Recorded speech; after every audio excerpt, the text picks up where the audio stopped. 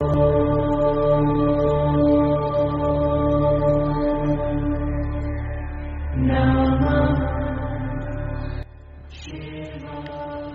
सागर YouTube channel में आपका स्वागत है। श्री रुद्र संहिता के प्रथम खंड के प्रथम अध्याय में हम आज ऋषिगणों की वार्ता का वर्णन सुनेंगे, जो विश्व की उत्पत्ति, स्थिति और लय आदि के एकमात्र कारण है। गिरिराज कुमारी उमा के पति है, जिनकी कीर्ति का कहीं अंत नहीं है, जो माया के आश्रय होकर भी उससे दूर है तथा जिनका स्वरूप दुर्लभ है।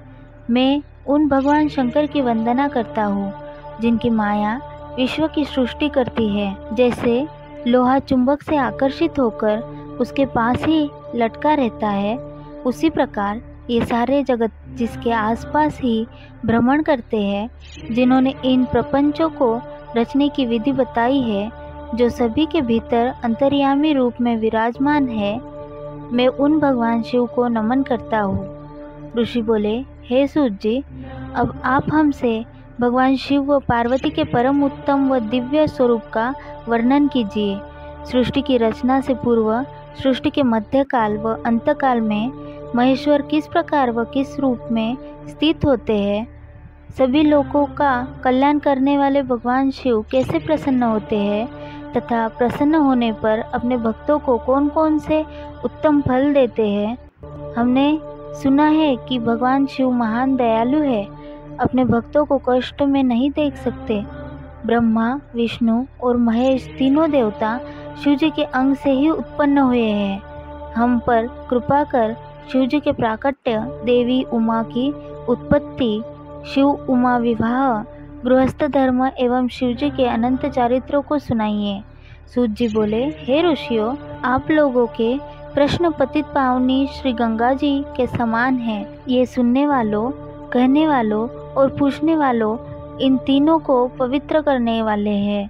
आपकी इस कथा को सुनने की आंतरिक इच्छा है, इसलिए आप धन्यवाद के पात्र हैं। ब्राह्मणों, भगवान शंकर का रूप साधु, राजसी और तामसी तीनों प्रकृति के मनुष्यों को सदा आनंद प्रदान करने वाला है। वे मनुष्य जिनके मन में कोई तृष्णा नहीं है, ऐसे ऐसे महात्म्य पुरुष भगवान शिव के गुणों का ज्ञान करते हैं, क्योंकि शिव की भक्ति मन और कानों को प्रिय लगने वाली और संपूर्ण मनोरथों को देने वाली है। हे ऋषियों, मैं आपके प्रश्नों के अनुसार ही शिव के चरित्रों का वर्णन करता हूँ। आप उसे आदरपूर्वक श्रवण करें। आपके प्रश्नों के अनुसार ही नारद जी ने अपने पिता ब्रह्मा जी से यही प्रश्न किया था। तब ब्रह्मा जी ने प्रसन्न होकर शिव चरित्र सुनाया था। उसी संवाद को मैं तुम्हें सुनाता हूँ, क्योंकि उस संवाद में भवसागर से मुक्त कराने वाले गौरीश की अनेकों आश्चर्यमयी लीलाएं वर्णित है। ओम नमः शिवाय।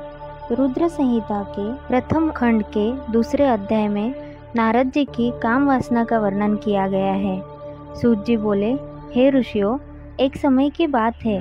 ब्रह्मा पुत्र नारद जी हिमालय पर्वत की एक गुफा में बहुत दिनों से तपस्या कर रहे थे।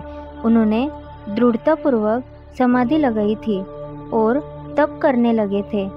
उनके उग्र तप का समाचार पाकर देवराज इंद्र कांप उठे। उन्होंने सोचा कि नारद मुनि मेरे स्वर्गलोक के राज्य को छीनना चाहते हैं। यह ख्याल आते ही इंद्र ने उनकी तपस्या में विघ्न डालने की कोशिश की। उन्होंने कामदेव को बुलाया और कहने लगे, हे कामदेव, तुम मेरे परम मित्र एवं हितैषी हो। नारद हिमाचल पर्वत की गुफा में बैठकर तपस्या कर रहा है। कहीं ऐसा न हो कि वह वरदान में ब्रह्मा जी से मेरा स्वर्ग का राज्य ही मांग बैठे।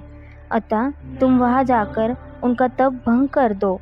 यह आज्ञा पाकर कामदेव वसंत को साथ ले बड़े गर्व से उस स्थान पर गए और अपनी सारी कलाएं रच डाली।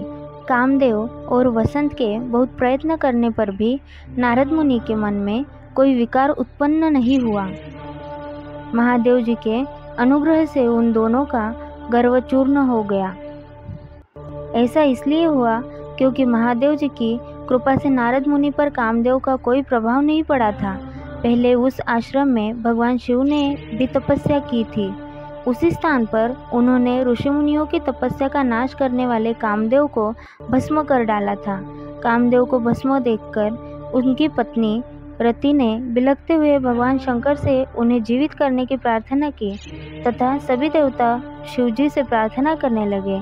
तो भगवान महादेव जी ने कहा था कि कुछ समय पश्चात कामदेव स्वयं जीवित हो जाएंगे, किंतु इस स्थान पर और इसके आसपास जहाँ तक भस्म दिखाई देती है वहाँ तक की पृथ्वी पर कामदेव की माया और कामबाण का कोई प्रभाव नहीं पड़ेगा। इस प्रकार उस स्थान से कामदेव लज्जित होकर वापस लौट आया। देवराज इंद्र ने जब यह सुना कि नारद जी पर कामदेव का कोई प्रभाव नहीं पड़ा तो उन्होंने नारद जी की खूब प्रशंसा की। भगवान शिव की माया के कारण वे भूल गए थे कि शिव जी के शाप के कारण उस स्थान पर कामदेव की माया नहीं चल सकती। नारद जी भगवान शिव की कृपा से बहुत समय तक तपस्या करते रहे। अपने तप को पूर्ण हुआ समझकर नारद जी उठे तो उन्हें कामदेव पर विजय प्राप्त करने का ध्यान आया। तब उन्हें मन ही मन इस बात का घमंड हुआ कि उन्होंने कामदेव पर विजय प्राप्त कर ली। इस प्रकार अभिमान से उनका ज्ञान नष्ट हो गया। वे यह समझ नहीं सके कि कामदेव के पराजित होने में भगवान शंकर की ही माया थी। तब वे अपनी काम विजय की कथा सुनाने के लिए शीघ्र ही कैलाश पर्वत पर जा पहुँचे और भगवान शिव को नमस्कार करके अपनी तपस्या की सफलता का समाचार तथा कामदेव पर विजय प्राप्त करने का समाचार कह सुनाया। यह सब सुनकर महादेव जी ने नारद की प्रशंसा करते हुए कहा, हे नारद जी, आप परम धन्य हैं, परंतु मेरी एक बात याद रखना कि यह समाचार किसी अन्य देवता को मत सुनाना। विशेषकर भगवान विष्णु से तो इस बात को कदापि न कहना। यह वृत्तांत सबसे छिपाकर रखने योग्य है। तुम मेरे प्रिय हो, इसलिए मैं तुम्हें यह आज्ञा देता हूँ कि यह बात किसी के सामने प्रकट मत करना। परंतु वे तो शिव की माया से मोहित हो चुके थे, इसलिए उनकी दी शिक्षा को ध्यान में न रखते हुए वे ब्रह्मलोक चले गए। वह ब्रह्मा जी को नमस्कार कर बोले, मैंने अपने तपोबल से कामदेव को जीत लिया है। यह सुनकर ब्रह्मा जी ने भगवान शिव के चरणों का चिंतन करके सारा कारण जान लिया तथा अपने पुत्र नारद को यह सब किसी और से कहने के लिए मना कर दिया। नारद के मन में अभिमान के अंकुर उत्पन्न हो गए थे, जिसके फलस्वरूप उनकी बुद्धि नष्ट हो गई थी। वे तो तुरंत विष्णुलोक पहुंचकर भगवान विष्णु को यह सारा किस्सा सुनाना चाहते थे। अतः शीघ्र ही वे ब्रह्मलोक से चल दिए। नारद मुनि को आते देखकर भगवान विष्णु सिंहासन से उठ खड़े हुए। उन्होंने नारद को गले लगाया और आदर सहित आसन पर बिठाया। भगवान शिव के चरणों का स्मरण करके भगवान विष्णु ने नारद जी से पूछा, नारद जी, आप कहाँ से आ रहे हैं और इस लोक में आपका शुभागमन किस लिए हुआ है? यह सुनकर नारद जी ने अहंकार सहित अपने तप के पूर्ण होने एवं कामदेव पर विजय प्राप्त करने का समस्त हाल उन्हें कह सुनाया। भगवान विष्णु काम के विजय के असली कारण को समझ चुके थे। वे नारद जी से बोले, हे नारद जी, आपकी कीर्ति एवं निर्मल बुद्धि धन्य है। काम, क्रोध एवं लोभ मोह उन मनुष्यों को पीड़ित करते हैं जो भक्तिहीन है। आप तो ज्ञान वैराग्य से युक्त एवं ब्रह्मचारी है, फिर भला यह काम आपका क्या बिगाड़ सकता था? देवर्षि नारद बोले, हे भगवान, यह सब आपकी कृपा का ही फल है। आपकी कृपा के आगे कामदेव की क्या सामर्थ्य है जो मेरा कुछ बिगाड़ सके? मैं तो सदा ही निर्भय हूँ। इतना कहकर नारद जी विष्णु भगवान को नमस्कार कर वहाँ से चल दिए। ओम नमः शिवाय। रुद्र संहिता के तीसरे अध्याय में हम आज नारद जी का भगवान विष्णु से उनका रूप मांगने का वर्णन सुनेंगे। सूत जी बोले, महर्षियों, नारद जी के चले जाने पर शिव जी की इच्छा से विष्णु भगवान ने एक अद्भुत माया रची। उन्होंने जिस ओर नारद जी जा रहे थे वह एक सुंदर नगर बना दिया। वह नगर वैकुंठ लोक से भी अधिक रमणीय था। वहाँ बहुत से विहार स्थल थे। उस नगर के राजा का नाम शीलनिधि था। उस राजा की एक बहुत सुंदर कन्या थी। उन्होंने अपनी पुत्री के लिए स्वयंवर का आयोजन किया था। उनकी कन्या का वरण करने के लिए उत्सुक बहुत से राजकुमार पधारे थे। वह बहुत चहल पहल थी। इस नगर की शोभा देखते ही नारद जी का मन मोहित हो गया। जब राजा शीलनिधि ने नारद जी को आते देखा तो उन्हें सादर प्रणाम करके स्वर्ण सिंहासन पर बैठाकर उनकी पूजा की। फिर अपनी देव सुंदरी कन्या को बुलाया, जिसने महर्षि के चरणों में प्रणाम किया। नारद जी से उसका परिचय कराते हुए शीलनिधि ने निवेदन किया, महर्षि, यह मेरी पुत्री श्रीमती है। इसके स्वयंवर का आयोजन किया गया है। इस कन्या के गुण दोषों को बताने की कृपा कीजिए। राजा के ऐसे वचन सुनकर नारद जी बोले, राजन, आपकी कन्या साक्षात लक्ष्मी है। इसका भावी पति भगवान शिव के समान वैभवशाली, त्रिलोकजयी वीर तथा कामदेव को भी जीतने वाला होगा। ऐसा कहकर नारद मुनि वहां से चल दिए। शिव की माया के कारण वे काम के वशीभूत हो सोचने लगे कि राजकुमारी को कैसे प्राप्त करूं। स्वयंवर में आए सुंदर एवं वैभवशाली राजाओं को छोड़कर भला यह मेरा वरण कैसे करेगी। वे सोचने लगे कि नारियों को सौंदर्य बहुत प्रिय होता है। सौंदर्य को देखकर ही श्रीमती मेरा वरण कर सकती है। ऐसा विचार कर नारद जी फिर विष्णुलोक में जा पहुँचे और उन्हें राजा शीलनिधि की कन्या के स्वयंवर के बारे में बताया तथा उस कन्या के साथ विवाह करने की इच्छा व्यक्त की। उन्होंने भगवान विष्णु से प्रार्थना की कि वे अपना रूप उन्हें प्रदान करें ताकि श्रीमती उन्हें ही वरे। सूत जी कहते हैं, महर्षियों, नारद मुनि की ऐसी बात सुनकर भगवान मधुसूदन हंस पड़े और भगवान शंकर के प्रभाव का अनुभव करके उन्होंने इस प्रकार उत्तर दिया। भगवान विष्णु बोले, हे नारद, वहाँ आप अवश्य जाइए। मैं आपका हित उसी प्रकार करूँगा जिस प्रकार पीड़ित व्यक्ति का श्रेष्ठ वैद्य हो करता है, क्योंकि तुम मुझे विशेष प्रिय हो। ऐसा कहकर भगवान विष्णु ने नारद मुनि को वानर का मुख तथा शेष अंगों को अपना मनोहर रूप प्रदान कर दिया। तब नारद जी अत्यंत प्रसन्न होते हुए अपने को परम सुंदर समझकर शीघ्र ही स्वयंवर में आ गए और उस राज्य सभा में जा बैठे। उस सभा में रुद्रगण ब्राह्मण के रूप में बैठे हुए थे। नारद जी का वानर रूप केवल कन्या और रुद्रगणों को ही दिखाई दे रहा था। बाकी सबको नारद जी का वास्तविक रूप ही दिखाई दे रहा था। नारद जी मन ही मन प्रसन्न होते हुए श्रीमती की प्रतीक्षा कर रहे थे। हे ऋषियों, वह कन्या हाथ में जयमाला लिए अपनी सखियों के साथ स्वयंवर में आई। उसके हाथों में सोने की सुंदर माला थी। वह शुभ लक्षणा राजकुमारी लक्ष्मी के समान अपूर्व शोभा पा रही थी। नारद मुनि का भगवान विष्णु जैसा शरीर और वानर जैसा मुख देख वह कुपित हो गई और उनकी ओर से दृष्टि हटाकर मनोवांछित वर की तलाश में आगे चली गई। सभा में अपने मनपसंद वर न पाकर वह उदास हो गई। उसने किसी के भी गले में वरमाला नहीं डाली। तभी भगवान विष्णु राजा की वेशभूषा धारण कर वहां आ पहुँचे। विष्णु जी को देखते ही उस परम सुंदरी ने उनके गले में वरमाला डाल दी। विष्णु जी राजकुमारी को साथ लेकर तुरंत अपने लोक को चले गए। यह देखकर नारद जी विचलित हो गए। तब ब्राह्मणों के रूप में उपस्थित रुद्रगणों ने नारद जी से कहा, हे नारद जी, आप व्यर्थ ही काम से मोहित हो सौंदर्य के बल से राजकुमारी को पाना चाहते हैं। पहले जरा अपना वानर के समान मुख तो देख लीजिए। सूत जी बोले। यह वचन सुनकर नारद जी को बड़ा आश्चर्य हुआ। उन्होंने दर्पण में अपना मुंह देखा। वानर के समान मुख को देखकर वे अत्यंत क्रोधित हो उठे तथा दोनों रुद्रगणों को श्राप देते हुए बोले, तुमने एक ब्राह्मण का मजाक उड़ाया है, अतः तुम ब्राह्मण कुल में पैदा होकर भी राक्षस बन जाओ। यह सुनकर वे शिवगण कुछ नहीं बोले, बल्कि इसे भगवान शिव की इच्छा मानते हुए उदासीन भाव से अपने स्थान को चले गए और भगवान शिव की स्तुति करने लगे। ओम नमः शिवाय। रुद्र संहिता का अध्याय 4। नारद जी का भगवान विष्णु को शाप देना। ऋषि बोले, हे सूत जी, रुद्रगणों के चले जाने पर नारद जी ने क्या किया और वे कहाँ गए, इस सब के बारे में भी हमें बताइए। सूत जी बोले, हे ऋषियों, माया से मोहित नारद जी उन दोनों शिवगणों को शाप देकर भी मोहवश कुछ जान न सके। तत्पश्चात क्रोधित होते हुए वे तालाब के पास पहुंचे और वहां जल में पुनः अपनी परछाई देखी तो उन्हें फिर वानर जैसी आकृति दिखाई दी।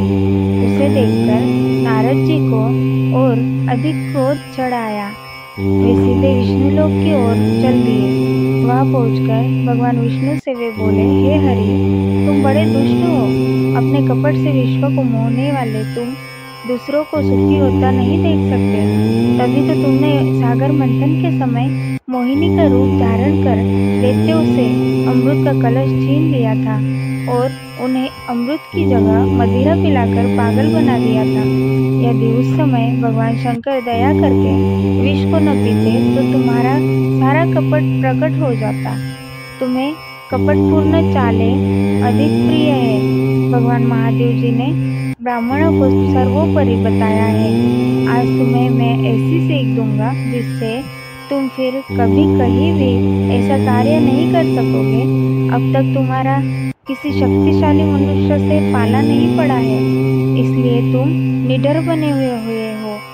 परंतु अब तुम्हें तुम्हारी करनी का पूरा फल मिलेगा। माया मोहित नारद जी क्रोध से खिन्न थे। वे भगवान विष्णु को शाप देते हुए बोले, विष्णु, तुमने स्त्री के लिए मुझे व्याकुल किया है। तुम सभी को मोह में डालते हो। तुमने राजा का रूप धारण करके मुझे छला था, इसलिए मैं तुम्हें शाप देता हूँ कि तुम्हारे जिस रूप ने कपटपूर्वक मुझे छला है, तुम्हें वही रूप मिले। तुम राजा होगे और इसी तरह स्त्री का वियोग भोगोगे जिस तरह मैं भोग रहा हूँ। तुमने जिन वानरों के समान मेरी आकृति बना दी है, वही वानर तुम्हारी सहायता करेंगे। तुम दूसरों को स्त्री वियोग का दुख देते हो, इसलिए तुम्हें भी यही दुख भोगना पड़ेगा। तुम्हारी स्थिति अज्ञान से मोहित मनुष्य जैसी हो जाएगी। अज्ञान से मोहित नारद जी का शाप विष्णु भगवान ने स्वीकार कर लिया। तत्पश्चात उन्होंने महालीला करने वाली मोहिनी माया को समाप्त कर दिया। माया के जाते ही नारद जी का खोया हुआ ज्ञान लौट आया और उनकी बुद्धि पहले की तरह हो गई। उनकी सारी व्याकुलता चली गई तथा मन में आश्चर्य उत्पन्न हो गया। यह सब जानकर नारद जी ने बहुत पछताने लगे और अपने को धिक्कारते हुए भगवान विष्णु के चरणों में गिर पड़े और उनसे क्षमा मांगने लगे। नारद जी कहने लगे कि मैंने अज्ञानवश होकर और माया के कारण आपको जो शाप दिया है वह झूठा हो जाए। भगवान, मेरी बुद्धि खराब हो गई थी जो मैंने आपके लिए बुरे वचन अपनी जबान से निकाले। मैंने बहुत बड़ा पाप किया है। हे प्रभु, मुझ पर कृपा कर मुझे ऐसा कोई उपाय बताइए जिससे मेरा सारा पाप नष्ट हो जाए। कृपया मुझे प्रायश्चित का तरीका बताइए। तब श्री विष्णु ने उन्हें उठाकर मधुर वाणी में कहा, हे महर्षि, आप दुखी न हो। आप मेरे श्रेष्ठ भक्त हैं, इसमें कोई संदेह नहीं है। नारद जी, आप चिंता मत कीजिए। आप परम धन्य हैं। आपने अहंकार के वशीभूत होकर भगवान शिव की आज्ञा का पालन नहीं किया था, इसलिए उन्होंने भी आपका गर्व नष्ट करने के लिए यह लीला रची थी। वे निर्गुण और निर्विकार है और सत, रज और तम आदि गुणों से परे है। उन्होंने अपनी माया से ब्रह्मा, विष्णु और महेश तीनों रूपों को प्रकट किया है। निर्गुण अवस्था में उन्हीं का नाम शिव है।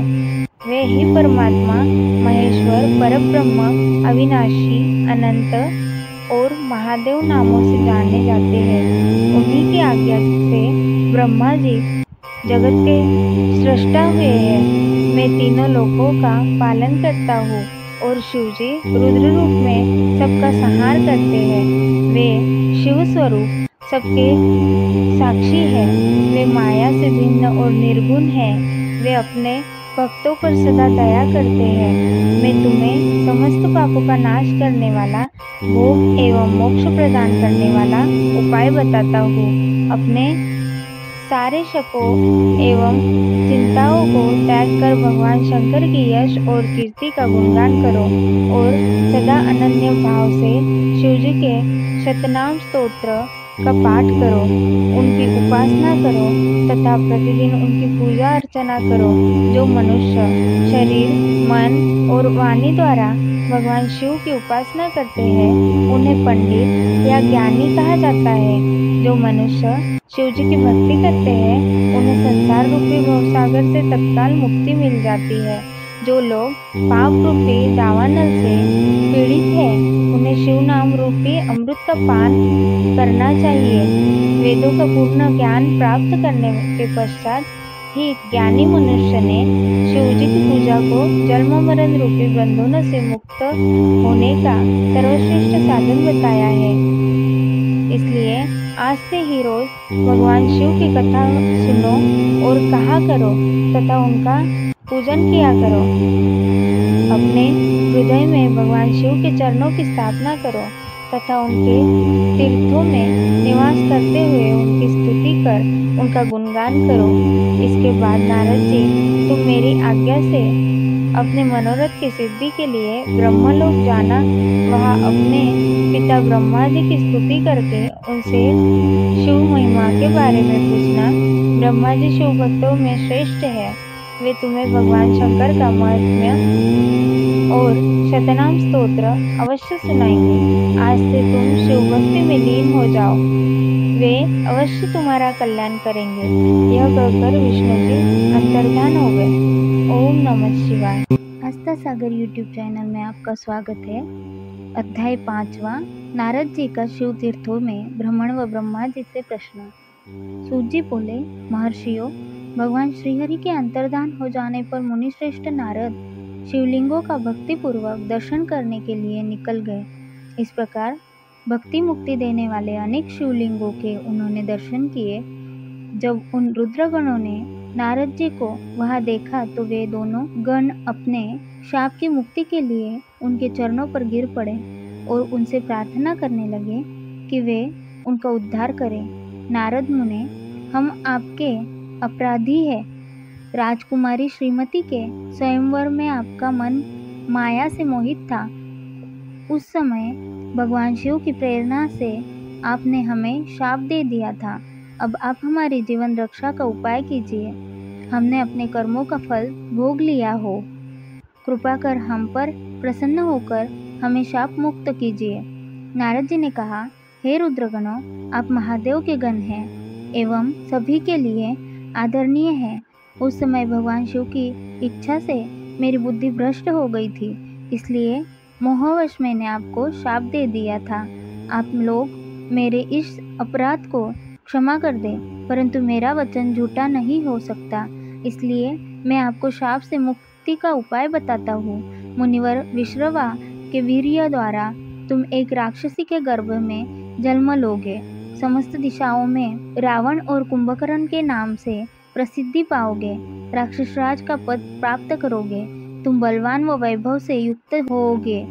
तुम्हारा प्रताप सभी लोकों में फैलेगा। समस्त ब्रह्मांड के राजा होकर भी भगवान शिव के परम भक्तों में होगे। भगवान शिव के ही दूसरे स्वरूप श्री विष्णु के अवतार के हाथों से मृत्यु पाकर तुम्हारा उद्धार होगा तथा फिर अपने पद पर प्रतिष्ठित हो जाओगे। सूत जी कहने लगे कि इस प्रकार नारद जी का कथन सुनकर वे दोनों रुद्रगण प्रसन्न होते हुए वहां से चले गए और नारद जी भी आनंद से सराबोर हो मन ही मन शिव जी का ध्यान करते हुए शिव तीर्थों का दर्शन करने लगे। इसी प्रकार भ्रमण करते करते वे शिव की प्रिय नगरी काशीपुरी में पहुँचे और काशीनाथ का दर्शन कर उनकी पूजा उपासना की। श्री नारद जी शिव जी की भक्ति में डूबे उनका स्मरण करते हुए ब्रह्मलोक को चले गए। वहां पहुंचकर उन्होंने ब्रह्मा जी को आदरपूर्वक नमस्कार किया और उनकी स्तुति करने लगे। उस समय उनका हृदय शुद्ध हो चुका था और उनके हृदय में शिव जी के प्रति भक्ति भावना ही थी और कुछ नहीं। नारद जी बोले, हे पितामह, आप तो परब्रह्म परमात्मा के स्वरूप को अच्छी प्रकार से जानते हो। आपकी कृपा से मैंने भगवान विष्णु के महात्म्य का ज्ञान प्राप्त किया है एवं भक्ति मार्ग ज्ञान मार्ग, तपो मार्ग, दान मार्ग तथा तीर्थ मार्ग के बारे में जाना है, परंतु मैं शिव तत्व के ज्ञान को अभी तक नहीं जान पाया हूँ। मैं उनकी पूजा विधि को भी नहीं जानता हूँ, अतः अब मैं उनके बारे में सभी कुछ जानना चाहता हूँ। मैं भगवान शिव के विभिन्न चरित्रों, उनके स्वरूप तथा वे सृष्टि के आरंभ में, मध्य में किस रूप में थे, उनकी लीलाएं कैसी होती है और प्रलय काल में भगवान शिव कहाँ निवास करते हैं, उनका विवाह तथा उनके पुत्र कार्तिकेय के जन्म आदि की कथाएं मैं आपके श्रीमुख से सुनना चाहता हूँ। भगवान शिव कैसे प्रसन्न होते हैं और प्रसन्न होने पर क्या क्या प्रदान करते हैं, इस संपूर्ण वृत्तांत को मुझे बताने की कृपा करें। अपने पुत्र नारद की ये बातें सुनकर पितामह ब्रह्मा बहुत प्रसन्न हुए। ओम नमः शिवाय। अध्याय 6, ब्रह्मा जी द्वारा शिव तत्व का वर्णन। ब्रह्मा जी ने कहा, हे नारद, तुम सदैव जगत के उपकार में लगे रहते हो। तुमने जगत के लोगों के हित के लिए बहुत उत्तम बात पूछी है, जिसके सुनने से मनुष्य के सब जन्मों के पापों का नाश हो जाता है। उस परब्रह्म शिव तत्व का वर्णन मैं तुम्हारे लिए कर रहा हूँ। शिव तत्व का स्वरूप बहुत सुंदर और अद्भुत है। जिस समय महाप्रलय आई थी और पूरा संसार नष्ट हो गया था तथा चारों ओर सिर्फ अंधकार ही अंधकार था, आकाश व ब्रह्मांड तारों व ग्रहों से रहित होकर अंधकार में डूब गए थे। सूर्य और चंद्रमा दिखाई देने बंद हो गए थे। सभी ग्रहों और नक्षत्रों का कहीं पता नहीं चल रहा था। दिन रात, अग्नि जल कुछ भी नहीं था। प्रधान आकाश और अन्य तेज भी शून्य हो गए थे। शब्द, स्पर्श, गंध, रूप, रस का अभाव हो गया था। सत्य असत्य सब कुछ खत्म हो गया था। तब सिर्फ सत्य ही बचा था। उस तत्व को मुनिजन एवं योगी अपने हृदय के भीतर ही देखते हैं। वाणी, नाम, रूप, रंग आदि की वहाँ तक पहुँच नहीं है। उस परब्रह्म के विषय में ज्ञान और अज्ञान से किए गए संबोधन के द्वारा कुछ समय बाद अर्थात सृष्टि का समय आने पर एक से अनेक होने के संकल्प का उदय हुआ। तब उन्होंने अपनी लीला से मूर्ति की रचना की। वह मूर्ति संपूर्ण ऐश्वर्य तथा गुणों से युक्त, संपन्न, सर्वज्ञानमयी एवं सब कुछ प्रदान करने वाली है। यही सदाशिव की मूर्ति है।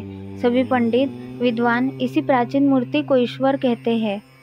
उसने अपने शरीर से स्वच्छ शरीर वाली एवं स्वरूपभूता शक्ति की रचना की।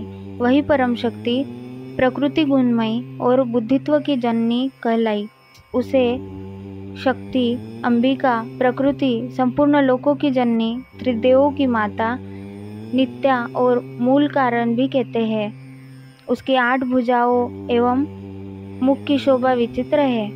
उसके मुख के सामने चंद्रमा की कांति भी क्षीण हो जाती है। विभिन्न प्रकार के आभूषण एवं गतियाँ देवी की शोभा बढ़ाती है। वे अनेक प्रकार के अस्त्र शस्त्र धारण किए हुए हैं। सदाशिव को ही सब मनुष्य परम पुरुष, ईश्वर, शिव शंभु और महेश्वर कहकर पुकारते हैं। उनके मस्तक पर गंगा, भाल में चंद्रमा और मुख में 3 नेत्र शोभा पाते हैं। उसके 5 मुख हैं तथा 10 भुजाओं के स्वामी एवं त्रिशूलधारी है। वे अपने शरीर में भस्म लगाए हैं। उन्होंने शिवलोक नामक क्षेत्र का निर्माण किया है। यह परम पावन स्थान काशी नाम से जाना जाता है। यह परम मोक्षदायक स्थान है। इस क्षेत्र में परमानंद रूप शिव पार्वती सहित निवास करते हैं। शिव और शिवा ने प्रलय काल में भी उस स्थान को नहीं छोड़ा, इसलिए शिवजी ने उसका नाम आनंदवन रखा है। एक दिन आनंदवन में घूमते समय शिव शिवा के मन में किसी दूसरे पुरुष की रचना करने की इच्छा हुई। तब उन्होंने सोचा कि इसका भार किसी दूसरे व्यक्ति को सौंपकर हम यही काशी में विराजमान रहेंगे। ऐसा सोचकर उन्होंने अपने वाम भाग के 10वें अंग पर अमृत मल दिया, जिससे एक सुंदर पुरुष वहाँ प्रकट हुआ, जो शांत और सत्व गुणों से युक्त एवं गंभीरता का अथाह सागर था। उसकी कांति इंद्रनील मणि के समान श्याम थी। उसका पूरा शरीर दिव्य शोभा से चमक रहा था तथा नेत्र कमल के समान थे। उसने हाथ जोड़कर भगवान शिव और शिवा को प्रणाम किया तथा प्रार्थना की कि मेरा नाम निश्चित कीजिए।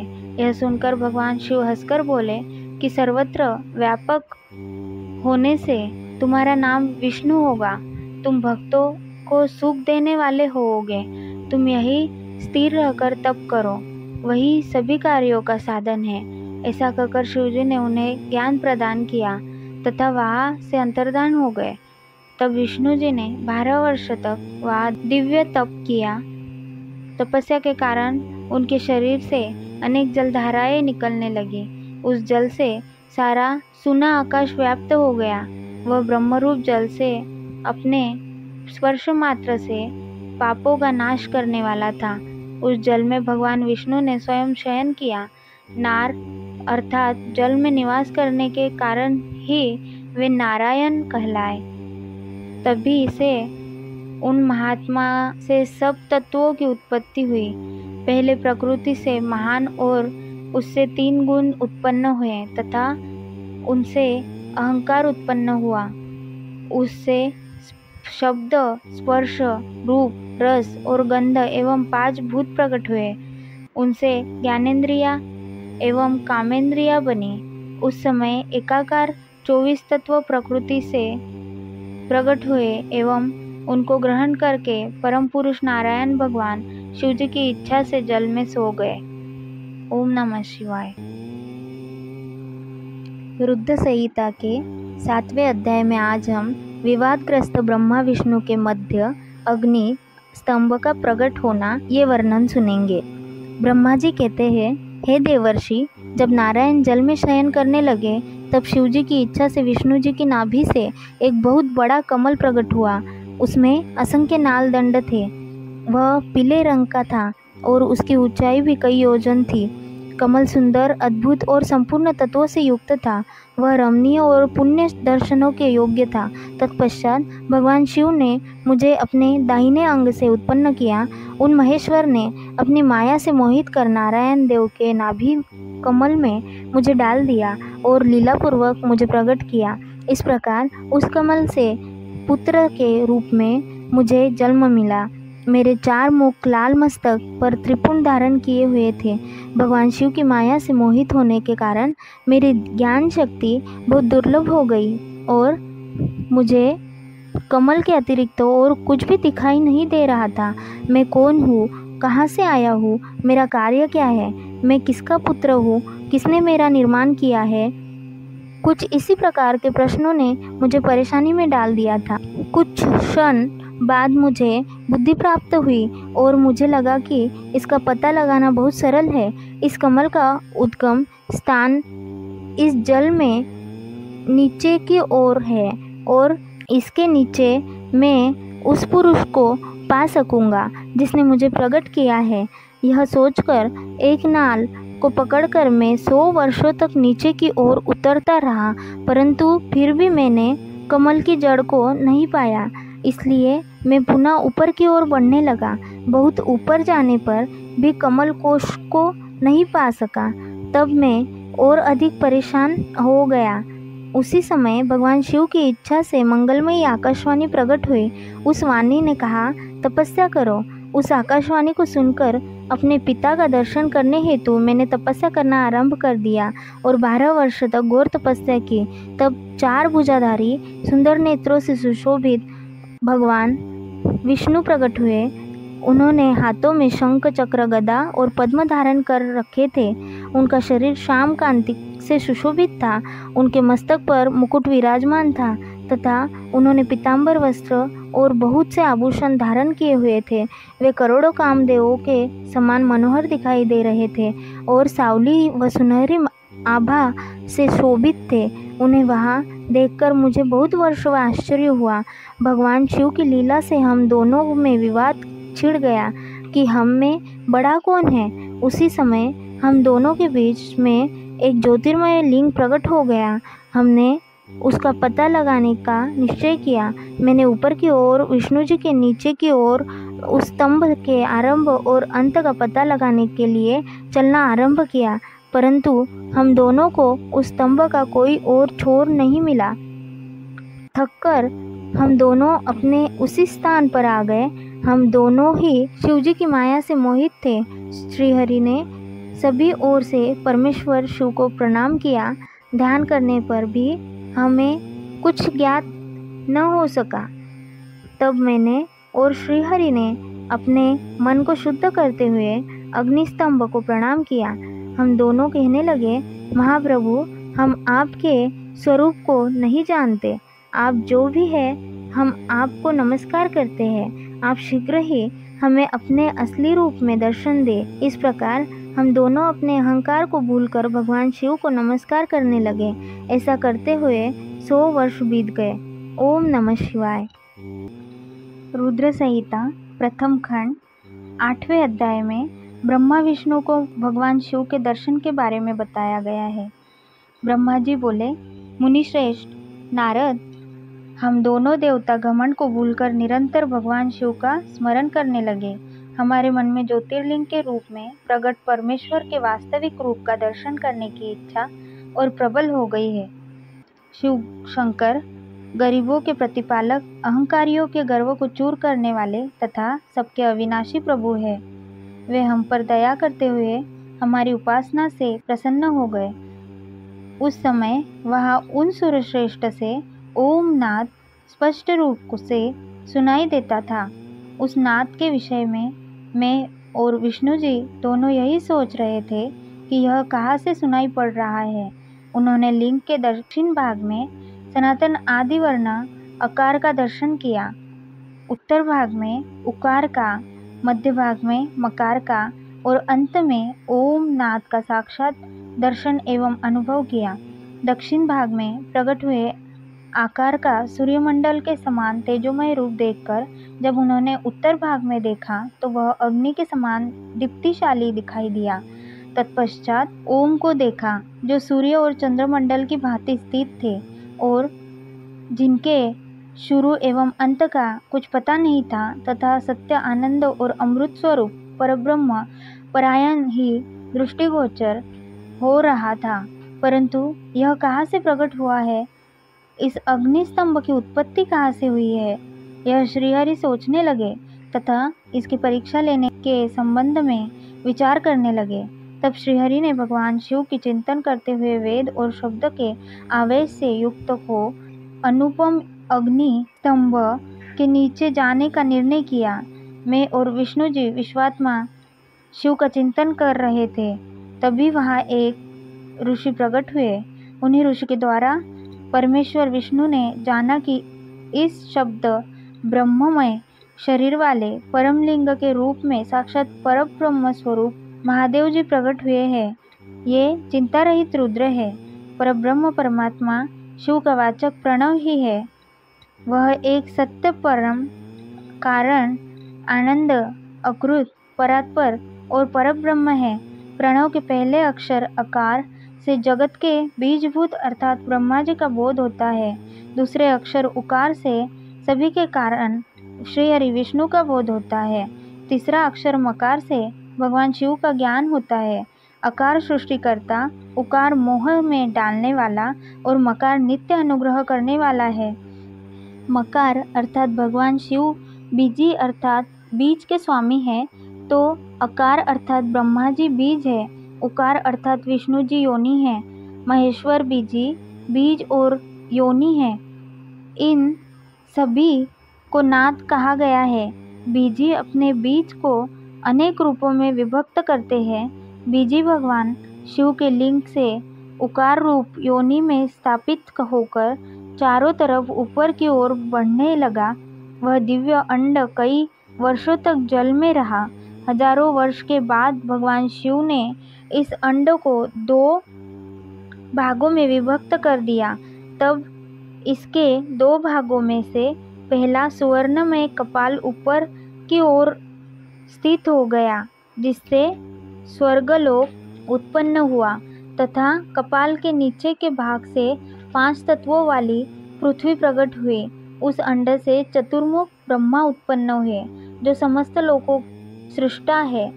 भगवान महेश्वर ही अ, उ व म त्रिविध रूपों में वर्णित है। इसलिए ज्योतिर्लिंग स्वरूप सदाशिव को ओम कहा गया है। इसकी सिद्धि यजुर्वेद में भी होती है। देवेश्वर शिव को जानकर विष्णु जी ने शक्ति संभूत मंत्रों द्वारा उत्तम एवं महान अभ्युदय से शोभित भगवान शिव की स्तुति करनी शुरू कर दी। इसी समय मैंने और विश्वपालक भगवान विष्णु ने एक अद्भुत व सुंदर रूप देखा, जिसके 5 मुख, 10 भुजा, कपूर के समान गौर वर्ण, परम कांतिमय, अनेक आभूषणों से विभूषित, महान उदार, महावीर्यवान और महापुरुषों के लक्षणों से युक्त था, और जिसके दर्शन पाकर मैं और विष्णु जी धन्य हो गए। तब परमेश्वर महादेव भगवान प्रसन्न होकर अपने दिव्यमय रूप में स्थित हो गए। आकार उनका मस्तक और आकार ललाट है। इकार दाहिना और इकार बाया नेत्र है। उकार दाहिना और उकार बाया कान है। रुकार दाया और रुकार बाया गाल है। लू ली उनकी नाक के छिद्र है। एकार और एकार उनके दोनों होठ है। ओकार और औकार उनकी दोनों दंत पंक्तियां है। अम और आहा देवाधिदेव शिव के तालु है। क आदि 5 अक्षर उनके दाहिने 5 हाथ है। च आदि बाएं 5 हाथ है। त और ट से शुरू 5 अक्षर उनके पैर है। पकार पेट है। फकार दाहिना और बकार बाया पार्श्व भाग है। भकार कंधा, मकार हृदय है। हकार नाभि है। य से स तक के 7 अक्षर 7 धातुएं है, जिनसे भगवान शिव का शरीर बना है। इस प्रकार भगवान महादेव व भगवती उमा के दर्शन कर हम दोनों कृतार्थ हो गए। हमने उनके चरणों में प्रणाम किया। तब हमें 5 कलाओं से युक्त ओमकार जनित मंत्र का साक्षात्कार हुआ। तत्पश्चात महादेव जी ओम तत्वमासी महावाक्य दृष्टिगोचर हुआ, जो परम उत्तम मंत्र रूप है। इसके बाद धर्म और अर्थ का साधक बुद्धि स्वरूप 24 अक्षरीय गायत्री मंत्र प्रकट हुआ, जो पुरुषार्थ रूपी फल देने वाला है। तत्पश्चात मृत्युंजय मंत्र, फिर पंचाक्षर मंत्र तथा दक्षिणामूर्ति व चिंतामणि का दर्शन साक्षात्कार हुआ। इन 5 मंत्रों को विष्णु भगवान ने ग्रहण कर जपना आरंभ किया। ईशो के मुकुटमणि ईशान है, जो पुरातत्व पुरुष है, हृदय को प्रिय लगने वाले, जिनके चरण सुंदर है, जो सांप को आभूषण के रूप में धारण करते हैं, जिनके पैर व नेत्र सभी ओर है, जो मुझ ब्रह्मा के अधिपति, कल्याणकारी व तथा सृष्टि पालन एवं संहार करने वाले हैं। उन वरदायक शिव की मेरे साथ भगवान विष्णु ने प्रिय वचनों द्वारा संतुष्ट चित्त से स्तुति की। ओम नमः शिवाय। रुद्र संहिता के प्रथम खंड के 9वें अध्याय में देवी उमा एवं भगवान शिव का प्रागट्य एवं उपदेश देना देखेंगे। ब्रह्मा जी बोले, नारद, भगवान विष्णु द्वारा की गई अपनी स्तुति सुनकर कल्याणमयी शिव बहुत प्रसन्न हुए और देवी उमा सहित वहाँ प्रकट हो गए। भगवान शिव के 5 मुख थे और हर मुख में 3-3 नेत्र थे। मस्तक में चंद्रमा, सिर पर जटा तथा संपूर्ण अंगों में विभूति लगा रखी थी। 10 भुजा वाले गले में नीलकंठ आभूषणों से विभूषित और माथे पर भस्म का त्रिपुंड लगाए थे। उनका यह रूप मन को मोहित करने वाला और परम आनंदमय था। महादेव जी के साथ भगवती उमा ने भी हमें दर्शन दिए। उनको देखकर मैंने और विष्णु जी ने पुनः उनकी स्तुति करनी शुरू कर दी। तब पापों का नाश करने वाले तथा अपने भक्तों पर सदा कृपा दृष्टि रखने वाले महेश्वर ने मुझे और भगवान विष्णु को श्वास से वेद का उपदेश दिया।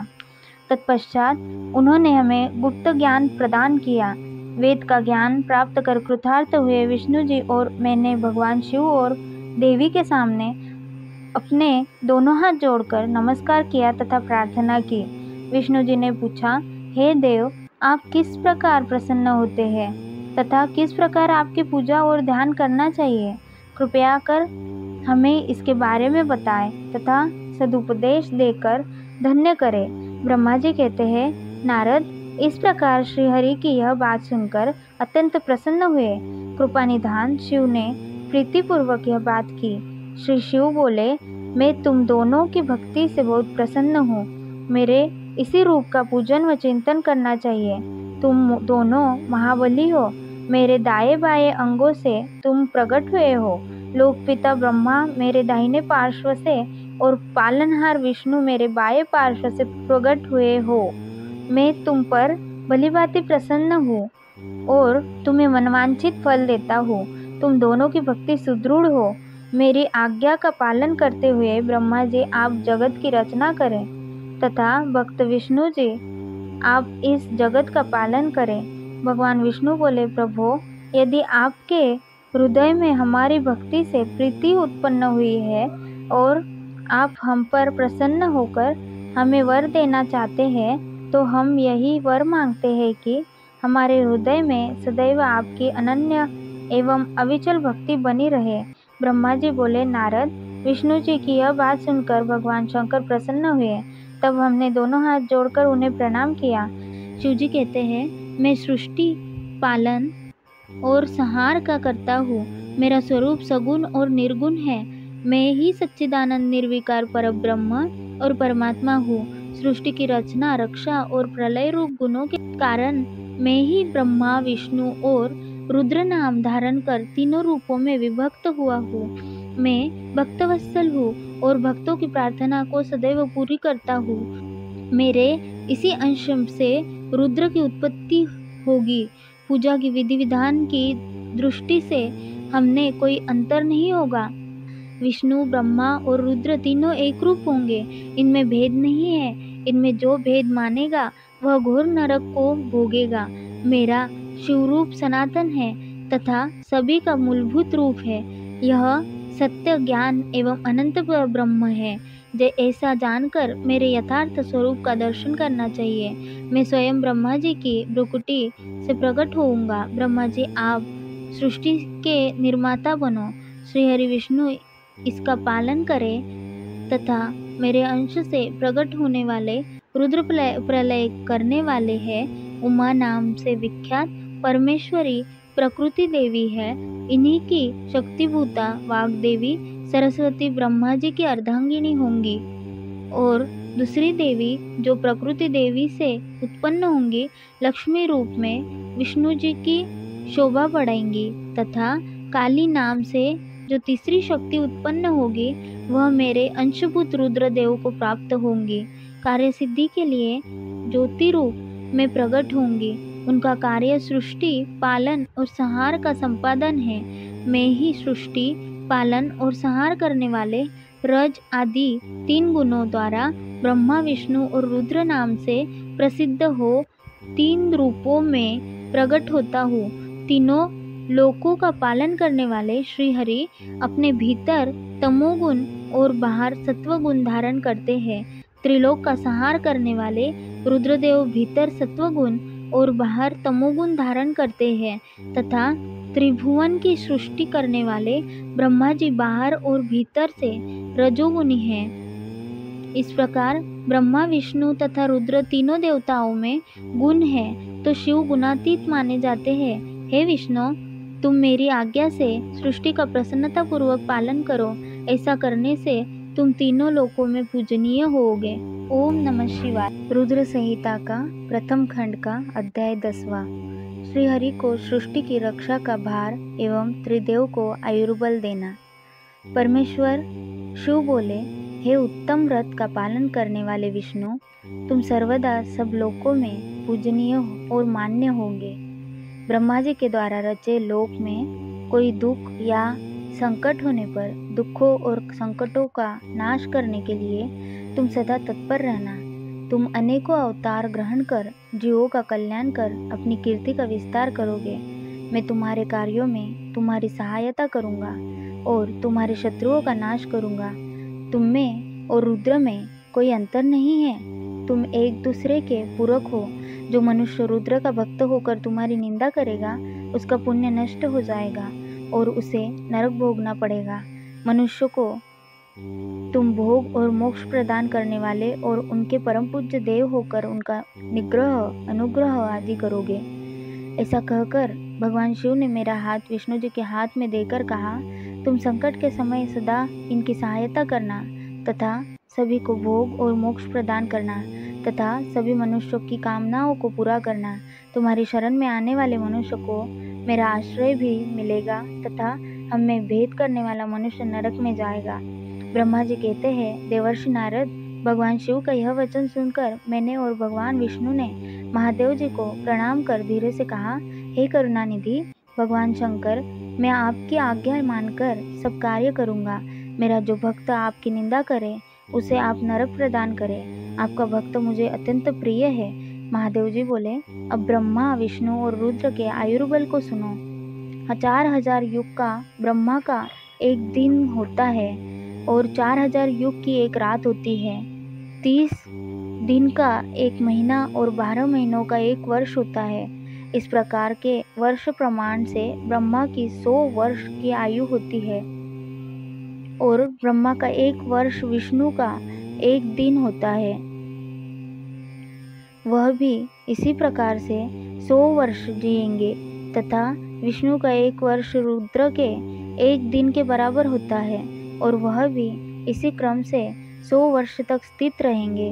तब शिव के मुख से एक ऐसा श्वास प्रकट होता है जिसमें उनके 21,600 दिन और रात होते हैं।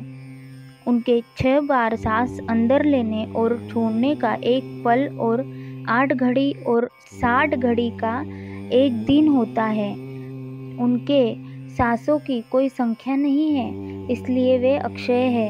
अतः तुम मेरी आज्ञा से सृष्टि का निर्माण करो।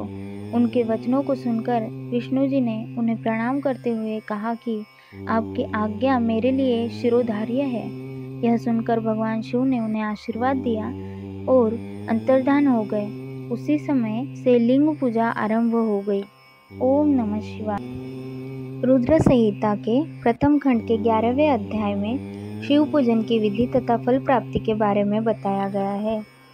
ऋषि बोले, हे सूत जी, अब आप हम पर कृपा कर हमें ब्रह्मा जी व नारद के संवादों के अनुसार शिव पूजन की विधि बताइए, जिससे भगवान शिव प्रसन्न होते हैं। ब्राह्मण, क्षत्रिय, वैश्य और शूद्र आदि चारों वर्णों को शिव पूजन किस प्रकार करना चाहिए, आपने व्यास जी के मुख से जो सुना हो कृपया हमें बताइए। महर्षियों के ये वचन सुनकर सूत जी ने ऋषियों द्वारा पूछे गए प्रश्नों का उत्तर देते हुए कहना आरंभ किया। सूत जी बोले, हे मुनीश्वर, जैसा आपने पूछा है वह बड़े रहस्य की बात है। मैंने इसे जैसा सुना है उसे मैं अपनी बुद्धि के अनुसार आपको सुना रहा हूँ। पूर्व काल में व्यास जी ने सनत कुमार जी से यही प्रश्न किया था। फिर उपमन्यु जी ने भी इसे सुना था और इसे भगवान श्री कृष्ण को सुनाया था। वही सब मैं अब ब्रह्मा नारद संवाद के रूप में आपको बता रहा हूँ। ब्रह्मा जी ने कहा, भगवान शिव की भक्ति सुखमय, निर्मल एवं सनातन रूप है तथा समस्त मनवांछित फल को देने वाली है। यह दरिद्रता, रोग, दुख तथा शत्रु द्वारा दी गई पीड़ा का नाश करने वाली है। जब तक मनुष्य भगवान शिव का पूजन नहीं करता और उनकी शरण में नहीं जाता, तब तक ही उसे दरिद्रता, दुख, रोग और शत्रुजनित पीड़ा ये चारों प्रकार के पाप दुखी करते हैं। भगवान शिव की पूजा करते ही ये दुख समाप्त हो जाते हैं और अक्षय सुखों की प्राप्ति होती है। वह सभी भोगों को प्राप्त कर अंत में मोक्ष प्राप्त करता है। शिव जी का पूजन करने वालों को धन, संतान और सुख की प्राप्ति होती है। ब्राह्मण, क्षत्रिय, वैश्य और शूद्रों को सभी कामनाओं तथा प्रयोजनों की सिद्धि के लिए विधि अनुसार पूजा उपासना करनी चाहिए। ब्रह्म मुहूर्त में उठकर गुरु तथा शिव का स्मरण करके तीर्थों का चिंतन एवं भगवान विष्णु का ध्यान करें। फिर मेरा स्मरण चिंतन करके स्तोत्र पाठ पूर्वक शंकर जी का विधि पूर्वक नाम ले। तत्पश्चात उठकर शौच क्रिया करने के लिए दक्षिण दिशा में जाए तथा मलमूत्र त्याग करे। ब्राह्मण गुदा की शुद्धि के लिए उसमें 5 बार शुद्ध मिट्टी का लेप करे और धोए। क्षत्रिय 4 बार, वैश्य 3 बार और शूद्र 2 बार यही क्रम करे। तत्पश्चात बाएं हाथ में 10 बार और दोनों हाथों में 7 बार मिट्टी लगाकर धोए। प्रत्येक पैर में 3-3 बार मिट्टी लगाए। स्त्रियों को भी इसी प्रकार क्रम करते हुए शुद्ध मिट्टी से हाथ पैर धोने चाहिए। ब्राह्मण को 12 अंगुल, क्षत्रिय को 11, वैश्य को 10 और शूद्र को 9 अंगुल की दातुन करनी चाहिए। षष्ठी, अमावस्या, नवमी व्रत के दिन, सूर्यास्त के समय, रविवार और श्राद्ध के दिन दातुन न करें। दातुन के पश्चात जलाशय में जाकर स्नान करें तथा विशेष देश काल आने पर मंत्रोच्चार पूर्वक स्नान करें। फिर एकांत स्थान पर बैठकर विधिपूर्वक संध्या करें तथा इसके उपरांत विधि विधान से शिवपूजन का कार्य आरंभ करें। तदुपरांत मन को सुस्थिर करके पूजा गृह में प्रवेश करें तथा आसन पर बैठे। सर्वप्रथम गणेश जी का पूजन करें, उसके उपरांत शिव जी की स्थापना करें। 3 बार आचमन कर 3 प्राणायाम करते समय त्रिनेत्रधारी शिव का ध्यान करें। महादेव जी के 5 मुख, 10 भुजाएं और जिनकी स्फटिक के समान उज्जवल कांति है, सब प्रकार के आभूषण उनके श्रीअंगों को विभूषित करते हैं तथा वे बारंबार बांधे हुए हैं। फिर प्रणव मंत्र अर्थात ओंकार से शिव जी का पूजा आरंभ करें। पाद्य अर्घ्य और आचमन के लिए पात्रों को तैयार करें। 9 कलश स्थापित करें तथा उन्हें कुशाव से ढककर रखें। कुशाव से जल लेकर ही सबका प्रक्षालन करें। तत्पश्चात सभी कलशों में शीतल जल डालें। खस और चंदन को पाद्य पात्र में रखें। चमेली के फूल, शीतल चीनी, कपूर, बड़ की जड़ तथा तमाल का चूर्ण बना ले और आचमनीय के पात्र में डालें। इलायची और चंदन को तो सभी पात्रों में डालें। देवादिदेव महादेव जी के सामने नंदीश्वर का पूजन करें। गंध, धूप तथा दीपों द्वारा भगवान शिव की आराधना आरंभ करें। सद्योजातम प्रपद्यामि मंत्र से शिव जी का आह्वान करें। ओम वामदेवाय नमः मंत्र द्वारा भगवान महेश्वर को आसन पर स्थापित करें। फिर ईशान सर्वविद्या नाम मंत्र से आराध्य देव का पूजन करें। पाद्य और आचमनीय अर्पित कर अर्घ्य दें। तत्पश्चात गंध और चंदन मिले हुए जल से भगवान शिव को विधिपूर्वक स्नान कराएं। तत्पश्चात पंचामृत से भगवान शिव को स्नान कराएं। पंचामृत के 5 तत्वों दूध, दही, शक्कर, गन्ने का रस तथा घी से नहलाकर महादेव जी के प्रणव मंत्र को बोलते हुए उनका अभिषेक करें। जलपात्रों में शुद्ध व शीतल जल ले। सर्वप्रथम महादेव जी के लिंग पर कुश, अपामार्ग, कपूर, चमेली, चंपा, गुलाब, सफेद कनेर, बेला, कमल और उत्पल पुष्पों एवं चंदन को चढ़ाकर पूजा करें। उन पर अनवरत जल की धारा गिरने की भी व्यवस्था करें। जल से भरे पात्रों से महेश्वर को नहलाएं। मंत्रों से भी पूजा करनी चाहिए। ऐसी पूजा समस्त अभीष्ट फलों को देने वाली है। पावमान मंत्र, रुद्र मंत्र, नीलरुद्र मंत्र, पुरुष सूक्त, श्री सूक्त, अथर्व शीर्ष मंत्र, शांति मंत्र, भारुण मंत्र, तंत्र रसाम, मृत्युंजय मंत्र एवं पंचाक्षर मंत्रों से पूजा करें। शिवलिंग पर 1 सहस्त्र या 100 जलधाराएं गिराने की व्यवस्था करें। स्फटिक के समान निर्मल, अविनाशी, सर्वलोकमय परमदेव जो आरंभ और अंत से हीन तथा रोगियों के औषधि के समान है, जिन्हें शिव के नाम से पहचाना जाता है एवं जो शिवलिंग के रूप में विख्यात है, उन भगवान शिव के मस्तक पर धूप, दीप, नैवेद्य और तांबूल आदि मंत्रों द्वारा अर्पित करें। अर्घ्य देकर भगवान शिव के चरणों में फूल अर्पित करें। फिर महेश्वर को प्रणाम कर आत्मा से शिव जी की आराधना करें और प्रार्थना करते समय हाथ में फूल ले भगवान शिव से क्षमा याचना करते हुए कहे, हे कल्याणकारी शिव, मैंने अनजाने में अथवा जानबूझकर जो जप तप पूजा आदि सत्कर्म किए हो, आपकी कृपा से वे सफल हो। हर्षित मन से शिव जी को फूल अर्पित करें। स्वस्ति वाचन कर अनेक आशीर्वाद ग्रहण करें। भगवान शिव से प्रार्थना करें कि प्रत्येक जन्म में मेरी शिव में भक्ति हो तथा शिव ही मेरे शरणदाता हो। इस प्रकार परम भक्ति से उनका पूजन करें। फिर सपरिवार भगवान को नमस्कार करें जो मनुष्य भक्तिपूर्वक प्रतिदिन भगवान शिव की पूजा करता है उसे सब सिद्धियां प्राप्त होती है, उसे मनोवांछित फलों की प्राप्ति होती है, उसके सभी रोग, दुख, दर्द और कष्ट समाप्त हो जाते हैं। भगवान शिव की कृपा से उपासक का कल्याण होता है। भगवान शंकर की पूजा से मनुष्य में सद्गुणों की वृद्धि होती है। यह सब जानकर नारद अत्यंत प्रसन्न होते हुए अपने पिता ब्रह्मा जी को धन्यवाद देते हुए बोले कि आपने मुझ पर कृपा कर मुझे शिव पूजन की अमृत विधि बताई है। शिव भक्ति समस्त भोग और मोक्ष प्रदान करने वाली है। ओम नमः शिवाय। रुद्र संहिता का 12वां अध्याय, देवताओं को उपदेश देना। नारद जी बोले, ब्रह्मा जी आप धन्य हैं क्योंकि आपने अपनी बुद्धि को शिव चरणों में लगा रखा है। कृपा कर इस आनंदमय विषय का वर्णन सविस्तर पुनः कीजिए। ब्रह्मा जी ने कहा, हे नारद, एक समय की बात है, मैंने सब ओर से देवताओं और ऋषियों को बुलाया और क्षीर सागर के तट पर भगवान विष्णु की स्तुति कर उन्हें प्रसन्न किया। भगवान विष्णु प्रसन्न होकर बोले, हे ब्रह्मा जी एवं अन्य देवगणों, आप यहाँ क्यों पधारे हैं? आपके मन में क्या इच्छा है? आप अपनी समस्या बताइए, मैं निश्चित ही उसे दूर करने का प्रयत्न करूँगा। यह सुनकर ब्रह्मा जी बोले, हे भगवान, दुखों को दूर करने के लिए किस देवता की सेवा करनी चाहिए? तब भगवान विष्णु ने उनके प्रश्नों का उत्तर देते हुए कहा, हे ब्राह्मण, भगवान शिव शंकर ही सब दुखों को दूर करने वाले हैं। सुख की कामना करने वाले मनुष्य को उनकी भक्ति में सदैव लगे रहना चाहिए। उन्हीं में मन लगाए और उन्हीं का चिंतन करे। जो मनुष्य शिव भक्ति में लीन रहता है, जिसके मन में वे विराजमान है, वह मनुष्य कभी दुखी नहीं हो सकता।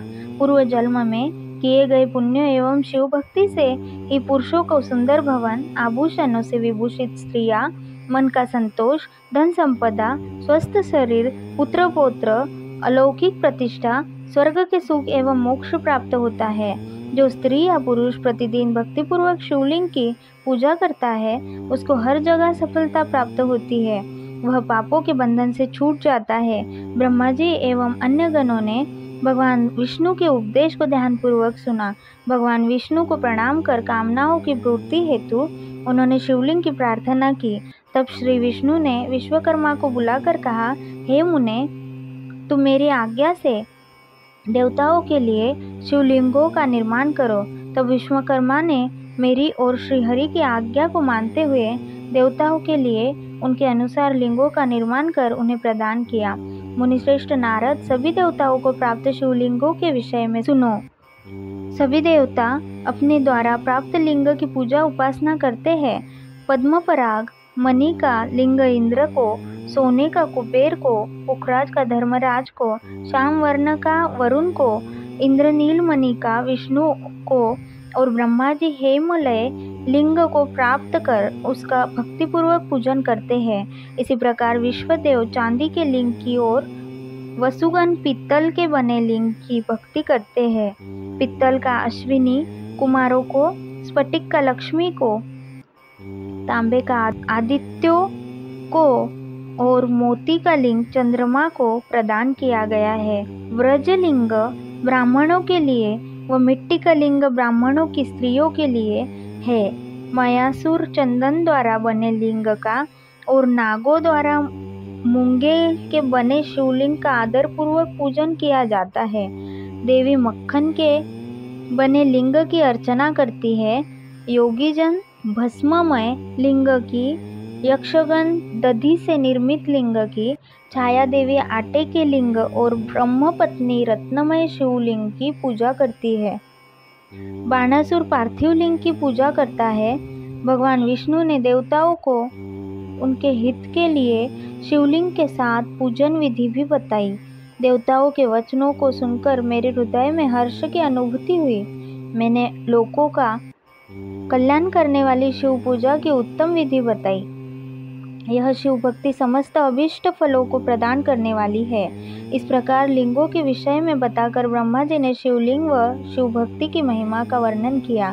शिव पूजन भोग और मोक्ष प्रदान करता है। मनुष्य जन्म उच्च कुल में प्राप्त करना अत्यंत दुर्लभ है, इसलिए मनुष्य रूप में जन्म लेकर मनुष्य को शिव भक्ति में लीन रहना चाहिए। शास्त्रों द्वारा बताए गए मार्ग का अनुकरण करते हुए, जाति के नियमों का पालन करते हुए कर्म करे, संपत्ति के अनुसार दान आदि दे, जप तप यज्ञ और ध्यान करे। ध्यान के द्वारा ही परमात्मा का साक्षात्कार होता है। भगवान शंकर अपने भक्तों के लिए सदा उपलब्ध रहते हैं। जब तक ज्ञान की प्राप्ति न हो तब तक कर्मों से ही आराधना करें। इस संसार में जो जो वस्तु सत असत रूप में दिखती है अथवा सुनाई देती है, वह परब्रह्म शिव रूप है। तत्व ज्ञान न होने तक देव की मूर्ति का पूजन करें। अपनी जाति के लिए अपनाए गए कर्म का प्रयत्न पूर्वक पालन करें। आराध्य देव का पूजन श्रद्धा पूर्वक करें, क्योंकि पूजन और दान से ही हमारी सभी विघ्न व बाधाएं दूर होती है। जिस प्रकार मैले कपड़े पर रंग अच्छे से नहीं चढ़ता, परंतु साफ कपड़े पर ही अच्छी तरह से रंग चढ़ता है, उसी प्रकार देवताओं की पूजा अर्चना से मनुष्य का शरीर पूर्णतया निर्मल हो जाता है। उस पर ज्ञान का रंग चढ़ता है और वह भेदभाव आदि बंधनों से छूट जाता है। बंधनों से छूटने पर उसके सभी दुख दर्द समाप्त हो जाते हैं और मोहमाया से मुक्त मनुष्य शिवपद प्राप्त कर लेता है। मनुष्य जब तक गृहस्थ आश्रम में रहे तब तक सभी देवताओं में श्रेष्ठ भगवान शंकर की मूर्ति का प्रेम पूर्वक पूजन करे। भगवान शंकर ही सभी देवों के मूल है। उनकी पूजा से बढ़कर कुछ भी नहीं है। जिस प्रकार वृक्ष की जड़ में पानी से सींचने पर जड़ एवं शाखाएं सभी तृप्त हो जाती है, उसी प्रकार भगवान शिव की भक्ति है। अतः मनोवांछित फलों की प्राप्ति के लिए शिव जी की पूजा करनी चाहिए। अभिष्ट फलों की प्राप्ति तथा सिद्धि के लिए समस्त प्राणियों को सदैव लोक कल्याणकारी भगवान शिव का पूजन करना चाहिए। ओम नमः शिवाय। रुद्र संहिता के प्रथम खंड के 13वें अध्याय में शिव पूजन की श्रेष्ठ विधि के बारे में बताया गया है। ब्रह्मा जी कहते हैं, हे नारद, अब मैं शिव पूजन की सर्वोत्तम विधि बताता हूँ। यह विधि समस्त अभिष्ट तथा सुखों को प्राप्त करने वाली है। उपासक ब्रह्म मुहूर्त में उठकर जगदम्बा पार्वती और भगवान शिव का स्मरण करे। दोनों हाथ जोड़कर उनके सामने सिर झुकाकर भक्तिपूर्वक प्रार्थना करें। हे देवेश उठिए, हे त्रिलोकीनाथ उठिए, मेरे हृदय में निवास करने वाले देव उठिए और पूरे ब्रह्मांड का मंगल करिए। हे प्रभु, मैं धर्म अधर्म को नहीं जानता हूँ, आपकी प्रेरणा से ही मैं कार्य करता हूँ। फिर गुरु चरणों का ध्यान करते हुए कमरे में से निकलकर शौच आदि से निवृत्त हो, मिट्टी और जल से देह को शुद्ध करे। दोनों हाथों और पैरों को धोकर दातुन करे तथा 16 बार जल की अंजलियों से मुंह को धोए। ये कार्य सूर्योदय से पूर्व ही करे। हे देवताओं और ऋषियों, षष्ठी, प्रतिपदा, अमावस्या, नवमी और रविवार के दिन दातुन न करे। नदी अथवा घर में समय से स्नान करे। मनुष्य को देश और काल के विरुद्ध स्नान नहीं करना चाहिए। रविवार, श्राद्ध, संक्रांति, ग्रहण, महादान और उपवास वाले दिन गर्म जल में स्नान न करे। क्रम से वारों को देखकर ही तेल लगाए। जो मनुष्य नियम पूर्वक रोज तेल लगाता है, उसके लिए तेल लगाना किसी भी दिन दूषित नहीं है। सरसों के तेल को ग्रहण के दिन प्रयोग में न लाए। इसके उपरांत स्नान पूर्व या उत्तर की ओर मुख करके करें। स्नान के उपरांत स्वच्छ अर्थात धुले हुए वस्त्रों को धारण करें। दूसरों के पहने हुए अथवा रात में सोते समय पहने वस्त्रों को बिना धुले धारण न करें। स्नान के बाद पितरों एवं देवताओं को प्रसन्न करने हेतु तर्पण करें। उसके बाद धुले हुए वस्त्र धारण करें और आचमन करें। पूजा हेतु स्थान को गोबर आदि से लीप कर शुद्ध करें। वहाँ लकड़ी के आसन की व्यवस्था करें। ऐसा आसन अभिष्ट फल देने वाला होता है। उस आसन पर बिछाने के लिए मृग अर्थात हिरण की खाल की व्यवस्था करें। उस पर बैठकर भस्म से त्रिपुंड लगाए। त्रिपुंड से जब तप तथा दान सफल होता है। त्रिपुंड लगाकर रुद्राक्ष धारण करें। तत्पश्चात मंत्रों का उच्चारण करते हुए आचमन करें। पूजा सामग्री को एकत्र करें। फिर जल, गंध और अक्षत के पात्र को दाहिने भाग में रखें। फिर गुरु की आज्ञा लेकर और उनका ध्यान करते हुए सपरिवार शिव का पूजन करें। विघ्न विनाशक गणेश जी का बुद्धि सिद्धि सहित पूजन करें। ओम गणपतये नमः का जाप करके उन्हें नमस्कार करें तथा क्षमा याचना करें। कार्तिकेय एवं गणेश जी का एक साथ पूजन करें तथा उन्हें बारंबार नमस्कार करें। फिर द्वार पर स्थित लंबोदर नामक द्वारपाल की पूजा करें। तत्पश्चात भगवती देवी की पूजा करें। चंदन, कुमकुम, धूप, दीप और नैवेद्य से शिव जी का पूजन करें। प्रेम पूर्वक नमस्कार करें। अपने घर में मिट्टी, सोना, चांदी, धातु या अन्य किसी धातु की शिव प्रतिमा बनाएं। भक्तिपूर्वक शिव जी की पूजा कर उन्हें नमस्कार करें। मिट्टी का शिवलिंग बनाकर विधिपूर्वक उसकी स्थापना करें तथा उसकी प्राण प्रतिष्ठा करें। घर में भी मंत्रोच्चार करते हुए पूजा करनी चाहिए। पूजा उत्तर की ओर मुख करके करनी चाहिए। आसन पर बैठकर गुरु को नमस्कार करें। अर्घ्य पात्र से शिवलिंग पर जल चढ़ाएं। शांत मन से पूर्ण श्रद्धावनत होकर महादेव जी का आह्वान इस प्रकार करें।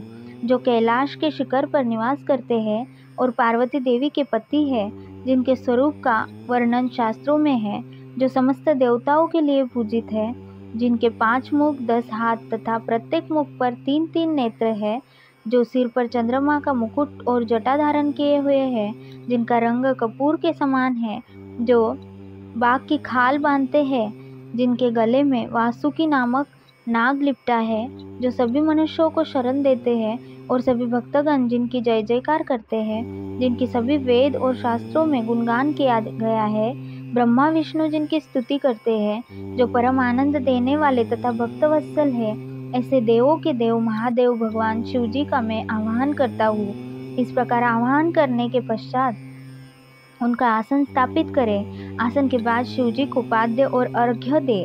पंचामृत के द्रव्यों द्वारा शिवलिंग को स्नान कराएं तथा मंत्रों सहित द्रव्य अर्पित करें। स्नान के पश्चात सुगंधित चंदन का लेप करें तथा सुगंधित जलधारा से उनका अभिषेक करें। फिर आचमन कर जल दे और वस्त्र अर्पित करें। मंत्रों द्वारा भगवान शिव को तिल, जौ, गऊ, मूंग और उड़द अर्पित करें। पुष्प चढ़ाएं। शिव जी के प्रत्येक मुख पर कमल, शतपत्र, शंख पुष्प, कुश पुष्प, धतूरा, मंदार, द्रोण पुष्प, तुलसी दल तथा बेलपत्र चढ़ाकर पराभक्ति से महेश्वर की विशेष पूजा करें। बेलपत्र समर्पित करने से शिव जी की पूजा सफल होती है। तत्पश्चात सुगंधित चूर्ण तथा सुवासित तेल बड़े हर्ष के साथ भगवान शिव को अर्पित करें। गुग्गुल और अगरू की धूप दे, घी का दीपक जलाएं। प्रभु शंकर, आपको हम नमस्कार करते हैं। आप अर्घ्य को स्वीकार करके मुझे रूप दीजिए, यश दीजिए और भोग व मोक्ष रूपी फल प्रदान कीजिए। यह कहकर अर्घ्य अर्पित करें। नैवेद्य व तांबूल अर्पित करें। 5 बत्ती की आरती करें। 4 बार पैरों में, 2 बार नाभि के सामने, 1 बार मुख के सामने तथा संपूर्ण शरीर में 7 बार आरती दिखाएं। तत्पश्चात शिव जी की परिक्रमा करें। हे प्रभु शिव शंकर, मैंने अज्ञान से अथवा जानबूझकर जो पूजन किया है वह आपकी कृपा से सफल हो। हे भगवान, मेरे प्राण आप में लगे हैं। मेरा मन सदा आपका ही चिंतन करता है। हे गौरीनाथ, भूतनाथ, आप मुझ पर प्रसन्न होइए। प्रभु, जिनके पैर लड़खड़ाते हैं उनका आप ही एकमात्र सहारा है। जिन्होंने कोई भी अपराध किया है उनके लिए आप ही शरणदाता है। यह प्रार्थना करके पुष्पांजलि अर्पित करें तथा पुनः भगवान शिव को नमस्कार करें। देवेश्वर प्रभु, अब आप परिवार सहित अपने स्थान को पधारे तथा जब पूजा का समय हो तब पुनः यहाँ पधारे। इस प्रकार भगवान शंकर की प्रार्थना करते हुए उनका विसर्जन करें और उस जल को अपने हृदय में लगाकर मस्तक पर लगाएं। हे महर्षियों, इस प्रकार मैंने आपको शिव पूजन की सर्वोत्तम विधि बता दी है, जो भोग और मोक्ष प्रदान करने वाली है। ऋषिगण बोले, हे ब्रह्मा जी, आप सर्वश्रेष्ठ हैं। आपने हम पर कृपा कर शिव पूजन की सर्वोत्तम विधि का वर्णन हमसे किया, जिसे सुनकर हम सब कृतार्थ हो गए। ओम नमः शिवाय।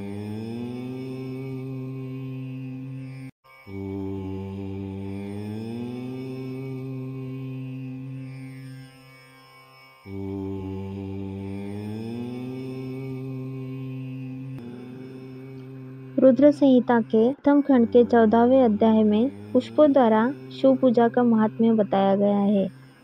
ऋषियों ने पूछा, हे महाभाग, अब आप यह बताइए कि भगवान शिव जी की किन किन फूलों से पूजा करनी चाहिए। विभिन्न फूलों से पूजा करने पर क्या क्या फल प्राप्त होते हैं। सूत जी बोले, हे ऋषियों, यही प्रश्न नारद जी ने ब्रह्मा जी से किया था। ब्रह्मा जी ने उन्हें पुष्पों द्वारा शिव जी की पूजा के महात्म्य को बताया। ब्रह्मा जी ने कहा, नारद, लक्ष्मी अर्थात तथा धन की कामना करने वाले मनुष्य को कमल के फूल, बेलपत्र, शतपत्र और शंख पुष्प से भगवान शिव का पूजन करना चाहिए। 1,00,000 पुष्पों द्वारा भगवान शिव की पूजा होने पर सभी पापों का नाश हो जाता है और लक्ष्मी की प्राप्ति होती है। 1,00,000 फूलों से शिव जी की पूजा करने से मनुष्य को संपूर्ण अभीष्ट फलों की प्राप्ति होती है। जिसके मन में कोई कामना न हो, वह उपासक इस पूजन से शिव स्वरूप हो जाता है। मृत्युंजय मंत्र के 5,00,000 जाप पूरे होने पर महादेव के स्वरूप के दर्शन हो जाते हैं। 1,00,000 जाप से शरीर की शुद्धि होती है। दूसरे लाख के जाप से पहले जन्म की बातें याद आ जाती है। तीसरे लाख जाप के पूर्ण होने पर इच्छा की गई सभी वस्तुओं की प्राप्ति हो जाती है। चौथे लाख जाप पूर्ण होने पर भगवान शिव सपनों में दर्शन देते हैं। 5वां लाख जाप पूरा होने पर वे प्रत्यक्ष दर्शन देते हैं। मृत्युंजय मंत्र के 10,00,000 जाप करने से संपूर्ण फलों की सिद्धि होती है। मोक्ष की कामना करने वाले मनुष्य को 1,00,000 दर्भों से शिव पूजन करना चाहिए। आयु वृद्धि की इच्छा करने वाले मनुष्य को 1,00,000 दुर्वाओं द्वारा पूजन करना चाहिए। पुत्र प्राप्ति की इच्छा रखने वाले मनुष्य को 1,00,000 धतूरे के फूलों से पूजा करनी चाहिए। पूजन में लाल डंठल वाले धतूरे को शुभदायक माना जाता है। यश प्राप्ति के लिए 1,00,000 अगस्त्य के फूलों से पूजा करनी चाहिए। तुलसी दल द्वारा शिव जी की पूजा करने से भोग और मोक्ष की प्राप्ति होती है। अड़हुल, जवा, कुसुम के 1,00,000 फूलों से पूजा करने पर शत्रुओं की मृत्यु होती है। 1,00,000 करवीर के फूलों से शिव पूजन करने पर समस्त रोगों का नाश हो जाता है। दोपहरिया के फूलों के पूजन से आभूषण तथा चमेली के फूलों से पूजन करने से वाहन की प्राप्ति होती है। अलसी के फूलों से शिव पूजन करने से विष्णु जी भी प्रसन्न होते हैं। बेलों के फूलों से अर्घ्य देने पर अच्छे जीवन साथी की प्राप्ति होती है। जूही के फूलों से पूजन करने पर घर में धन संपदा का वास होता है तथा अन्न के भंडार भर जाते हैं। कनेर के फूलों से पूजा करने पर वस्त्रों की प्राप्ति होती है। सेदुआरी और शेफालिका के फूलों से पूजन करने पर मन निर्मल हो जाता है। हर श्रृंगार के फूलों से पूजन करने पर सुख संपदा की वृद्धि होती है। राई के 1,00,000 फूलों से पूजन करने पर शत्रु मृत्यु को प्राप्त हो जाता है। चंपा और केवड़े के फूलों से शिव पूजन नहीं करना चाहिए। ये दोनों फूल महादेव के पूजन के लिए अयोग्य होते हैं। इसके अलावा सभी फूलों का पूजा में उपयोग किया जा सकता है। महादेवी जी पर चावल चढ़ाने से लक्ष्मी की प्राप्ति होती है। ये चावल अखंडित होना चाहिए। उन्हें विधिपूर्वक अर्पित करें। रुद्र प्रधान मंत्र से पूजन करते हुए शिवलिंग पर वस्त्र अर्पित करें। गंध पुष्प और श्रीफल चढ़ाकर धूप दीप से पूजन करने से पूजा का पूरा फल प्राप्त होता है। उसी प्रांगण में 12 ब्राह्मणों को भोजन कराएं। इससे सांगोपांग पूजा संपन्न होती है। 1,00,000 तिलों से शिव जी का पूजन करने पर समस्त दुखों और क्लेश का नाश होता है। जौ के दाने चढ़ाने पर स्वर्गीय सुख की प्राप्ति होती है। गेहूं के बलने भोजन के लाख बार शिव पूजन करने से संतान की प्राप्ति होती है। मूंग से पूजन करने पर उपासक को धर्म, अर्थ और काम भोग की प्राप्ति होती है तथा वह पूजा समस्त सुखों को देने वाली है। उपासक को निष्काम होकर मोक्ष की प्राप्ति के लिए भगवान शिव की पूजा करनी चाहिए। भक्तिभाव से विधिपूर्वक शिव की पूजा करके जलधारा समर्पित करनी चाहिए। शत्रुद्रीय मंत्र से एकादश रुद्र जप, सूक्त, षडंग, महामृत्युंजय और गायत्री मंत्र में नमः लगाकर नामों से अथवा प्रणव ओम मंत्र द्वारा शास्त्रोक्त मंत्र से जलधारा शिवलिंग पर चढ़ाएं। धारा पूजन से संतान की प्राप्ति होती है। सुख और संतान की वृद्धि के लिए जलधारा का पूजन उत्तम होता है। उपासक को भस्म धारण प्रेम पूर्वक शुभ एवं दिव्य द्रव्यों द्वारा शिव पूजन कर उनके सहस्त्र नामों का जाप करते हुए शिवलिंग पर घी की धारा चढ़ानी चाहिए। इससे वंश का विस्तार होता है। 10,000 मंत्रों द्वारा इस प्रकार किया गया पूजन रोगों को समाप्त करता है तथा मनोवांछित फल की प्राप्ति होती है। नपुंसक पुरुष को शिवजी का पूजन घी से करना चाहिए। ब्राह्मणों को भोजन कराना चाहिए और प्राजापत्य का व्रत रखना चाहिए। बुद्धिहीन मनुष्य को दूध में शक्कर मिलाकर इसकी धारा शिवलिंग पर चढ़ानी चाहिए।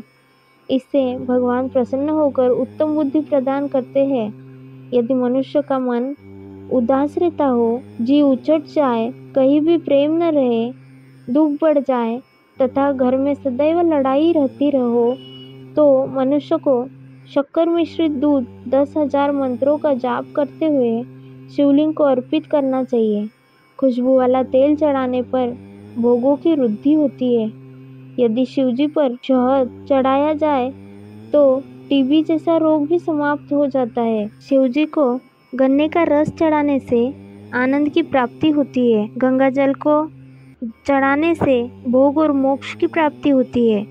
उपरोक्त वस्तुओं को अर्पित करते समय मृत्युंजय मंत्र के 10,000 जाप करने चाहिए और 11 ब्राह्मणों को भोजन कराना चाहिए। इस प्रकार शिवजी की विधि सहित पूजा करने से पुत्र पौत्रादि सहित सब सुखों को भोग कर अंत में शिवलोक की प्राप्ति होती है। ओम नमः शिवाय। रुद्र संहिता के प्रथम खंड के 15वें अध्याय में आज हम सृष्टि का वर्णन सुनेंगे।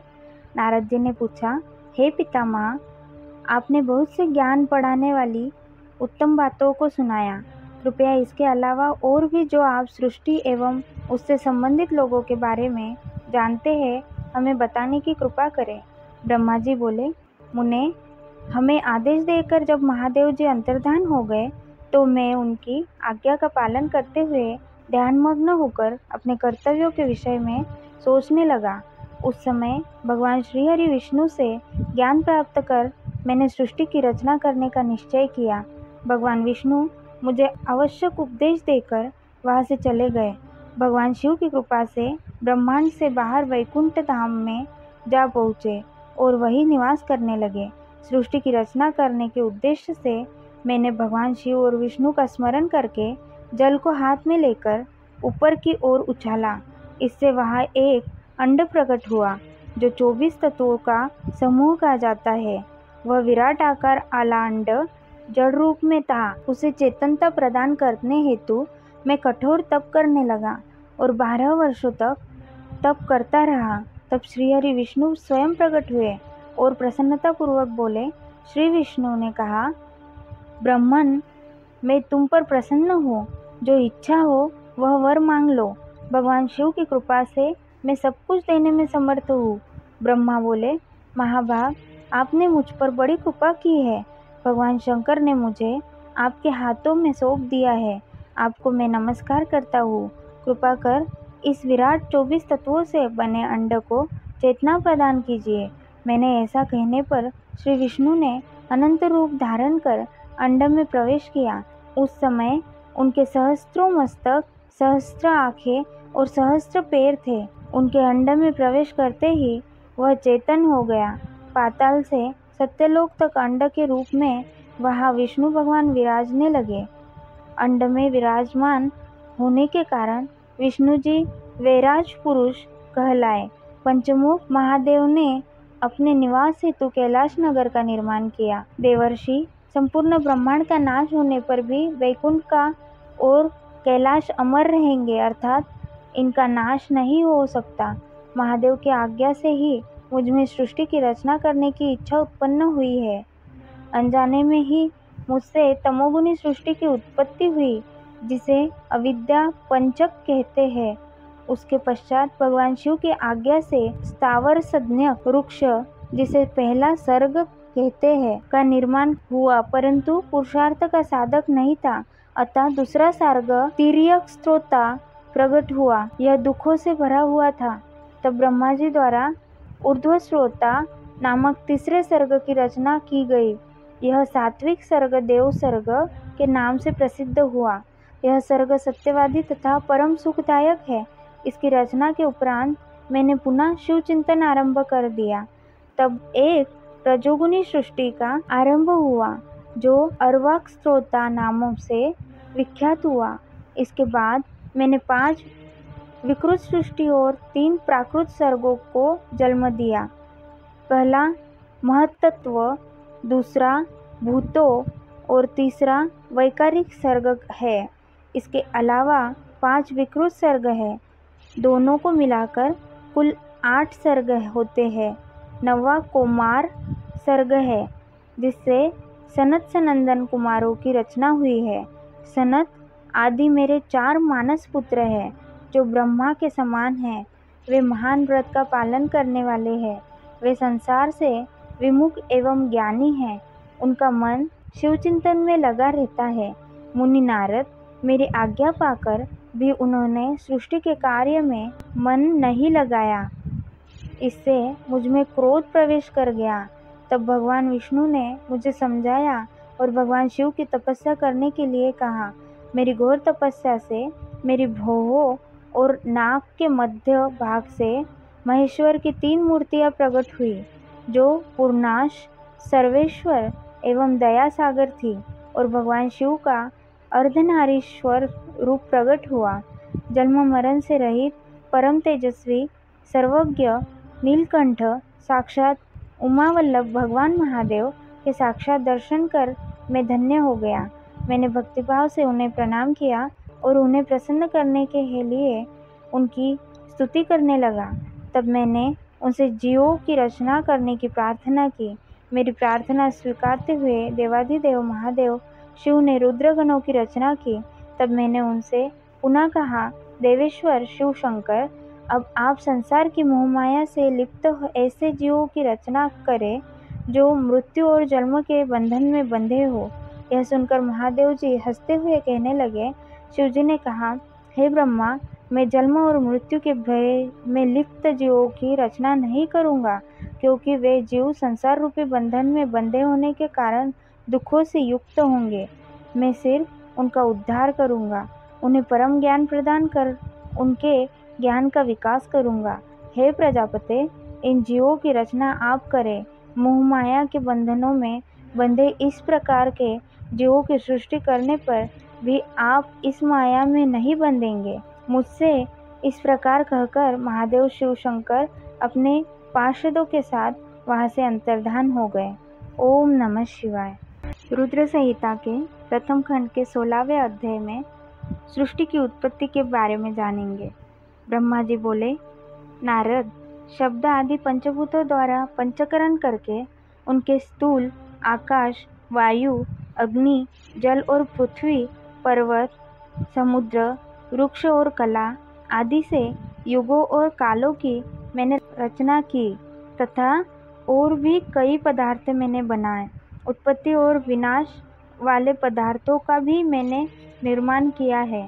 परंतु जब इससे भी मुझे संतोष नहीं हुआ तो मैंने माँ अम्बा सहित भगवान शिव का ध्यान करके सृष्टि के अन्य पदार्थों की रचना की और अपने नेत्रों से मरीच को, हृदय से भृगु को, सिर से अंगिरा को, कान से मुनिश्रेष्ठ पुलह को, उदान से पुलस्त्य को, समान से वशिष्ठ को, अपान से क्रतु को, दोनों कानों से अत्रि को, प्राण से दक्ष को और गोद से तुमको, छाया से करदम मुनि को उत्पन्न किया। सब साधनाओं के साधन धर्म को भी मैंने अपने संकल्प से प्रकट किया। मुनि श्रेष्ठ, इस तरह साधकों की रचना करके महादेव जी की कृपा से मैंने अपने को कृतार्थ माना। मेरे संकल्प से उत्पन्न धर्म मेरी आज्ञा से मानव का रूप धारण कर साधन में लग गए। इसके उपरांत मैंने अपने शरीर को विभिन्न अंगों से देवता व असुरों के रूप में अनेक पुत्रों की रचना करके उन्हें विभिन्न शरीर प्रदान किए। तत्पश्चात भगवान शिव की प्रेरणा से मैं अपने शरीर को 2 भागों में विभक्त कर 2 रूपों वाला हो गया। मैं आधे शरीर से पुरुष व आधे से नारी हो गया। पुरुष स्वयंभू मनु नाम से प्रसिद्ध हुए एवं उच्च कोटि के साधक कहलाए। नारी रूप से शतरूपा नाम वाली योगिनी एवं परम तपस्विनी स्त्री उत्पन्न हुई। मनु ने वैवाहिक विधि से अत्यंत सुंदरी शतरूपा का पानी ग्रहण किया और मैथुन द्वारा सृष्टि को उत्पन्न करने लगे। उन्होंने शतरूपा से प्रियव्रत और उत्तानपाद नामक 2 पुत्र तथा आकुति, देवहूति और प्रसूति नामक 3 पुत्रियां प्राप्त की। आकुति का रुचि मुनि से, देवहूति का कर्दम मुनि से तथा प्रसूति का दक्ष प्रजापति के साथ विवाह कर दिया गया। इनकी संतानों से पूरा जगत चराचर हो गया। रुचि और आकुति के वैवाहिक संबंध में यज्ञ और दक्षिणा नामक स्त्री पुरुष का जोड़ा उत्पन्न हुआ। यज्ञ की दक्षिणा से 12 पुत्र हुए। मुने कर्दम और देवहूति के संबंध से बहुत सी पुत्रियां पैदा हुई। दक्ष और प्रसूति से 24 कन्याएं हुई। दक्ष ने 13 कन्याओं का विवाह धर्म से कर दिया। ये 13 कन्याएं श्रद्धा, लक्ष्मी, धृति, तुष्टि, पुष्टि, मेधा, क्रिया, बुद्धि, लज्जा, वसु, शांति, सिद्धि और कीर्ति है। अन्य 11 कन्याओं ख्याति, सती, संभूति, स्मृति, प्रीति, क्षमा, सन्नति, अनुसया, ऊर्जा, स्वाहा और स्वधा का विवाह भृगु, शिव, मरीचि, अंगिरा, पुलस्त्य, पुलह, क्रतु, अत्रि, वशिष्ठ, अग्नि और पितर नामक मुनियों से संपन्न हुआ। इनकी संतानों से पूरा त्रिलोक भर गया। अंबिका पति महादेव जी की आज्ञा से बहुत से प्राणी श्रेष्ठ मुनियों के रूप में उत्पन्न हुए। कल्पभेद से दक्ष की 60 कन्याएं हुई। उनमें से 10 कन्याओं का विवाह धर्म से, 27 का चंद्रमा से, 13 कन्याओं का विवाह कश्यप ऋषि से संपन्न हुआ। नारद, उन्होंने 4 कन्याएं अरिष्टनेमि को ब्याह दी। भृगु, अंगिरा और कुशाश्व से 2-2 कन्याओं का विवाह कर दिया। कश्यप ऋषि की संतानों से संपूर्ण त्रिलोक आलोकित है। देवता, ऋषि, दैत्य, वृक्ष, पक्षी, पर्वत तथा लताएं आदि कश्यप पत्नियों से पैदा हुए हैं। इस तरह भगवान शंकर की आज्ञा से ब्रह्मा जी ने पूरी सृष्टि की रचना की। सर्वव्यापी शिवजी द्वारा तपस्या के लिए प्रकट देवी, जिन्हें रुद्रदेव ने त्रिशूल के अग्रभाग पर रखकर उनकी रक्षा की, वे सती देवी दक्ष से प्रकट हुई थी। उन्होंने भक्तों का उद्धार करने के लिए अनेक लीलाएं की। इस प्रकार देवी शिवा ही सती के रूप में भगवान शंकर की अर्धांगिनी बनी। परंतु अपने पिता के यज्ञ में अपने पति का अपमान देखकर उन्होंने अपने शरीर को यज्ञ की अग्नि में भस्म कर दिया। देवताओं की प्रार्थना पर ही वे मां सती पार्वती के रूप में प्रकट हुई और कठिन तपस्या करके उन्होंने पुनः भगवान भोलेनाथ को प्राप्त कर लिया। वे इस संसार में कालिका, चंडिका, भद्रा, चामुंडा, विजया, जया, जयंती, भद्रकाली, दुर्गा, भगवती, कामाख्या, कामदा, अम्बा, मृडानी और सर्वमंगला आदि अनेक नामों से पूजी जाती है। देवी के ये नाम भोग और मोक्ष को देने वाले हैं। मुनि नारद, इस प्रकार मैंने तुम्हें सृष्टि की उत्पत्ति की कथा सुनाई है। पूरा ब्रह्मांड भगवान शिव की आज्ञा से मेरे द्वारा रचा गया है। ब्रह्मा, विष्णु और रुद्र आदि तीनों देवता उन्हीं महादेव के अंश है। भगवान शिव निर्गुण और सगुण हैं। वे शिवलोक में शिवा के साथ निवास करते हैं। ओम नमः शिवाय। रुद्र संहिता के प्रथम खंड के 17वें अध्याय में पापी गुणनिधि की कथा सूत जी कहते हैं, हे ऋषियों, तत्पश्चात नारद जी ने विनयपूर्वक प्रणाम किया और उनसे पूछा, भगवान, भगवान शंकर कैलाश पर कब गए और महात्मा कुबेर से उनकी मित्रता कहाँ और कैसे हुई? प्रभु शिवजी कैलाश पर क्या करते हैं? कृपा कर मुझे बताइए। इसे सुनने के लिए मैं बहुत उत्सुक हूँ। ब्रह्मा जी बोले, हे नारद, मैं तुम्हें चंद्रमौली भगवान शिव के विषय में बताता हूँ। कांपिल्य नगर में यज्ञ दत्त दीक्षित नामक एक ब्राह्मण रहते थे जो अत्यंत प्रसिद्ध थे। वे यज्ञ विद्या में बड़े पारंगत थे। उनका गुणनिधि नामक एक 8 वर्षीय पुत्र था।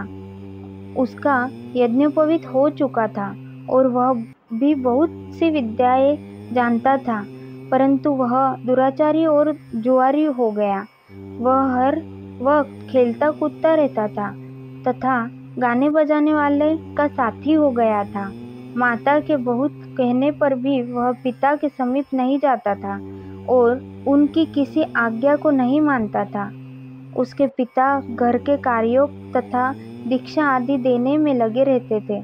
जब घर पर आकर अपनी पत्नी से गुणनिधि के बारे में पूछते तो वह झूठ कह देती कि वह कहीं स्नान करने या देवताओं का पूजन करने गया है।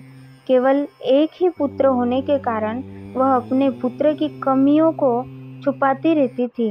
उन्होंने अपने पुत्र का विवाह भी करा दिया। माता नित्य अपने पुत्र को समझाती थी। वह उसे यह भी समझाती थी कि तुम्हारी बुरी आदतों के बारे में तुम्हारे पिता को पता चल गया तो वे क्रोध के आवेश में हम दोनों को मार देंगे। परंतु गुणनिधि पर माँ के समझाने का कोई प्रभाव नहीं पड़ता था। एक दिन उसने अपने पिता की अंगूठी चुरा ली और उसे जुए में हार आया। देवयोग से उसके पिता को अंगूठी के विषय में पता चल गया। जब उन्होंने अंगूठी जुआरी के हाथ में देखी और उससे पूछा तो जुआरी ने कहा, मैंने कोई चोरी नहीं की है, अंगूठी मुझे तुम्हारे पुत्र ने दी है। यही नहीं बल्कि उसने और जुआरियों को भी बहुत सारा धन घर से लाकर दिया। परंतु आश्चर्य तो यह है कि तुम जैसे पंडित भी अपने पुत्र के लक्षणों को नहीं जान पाए।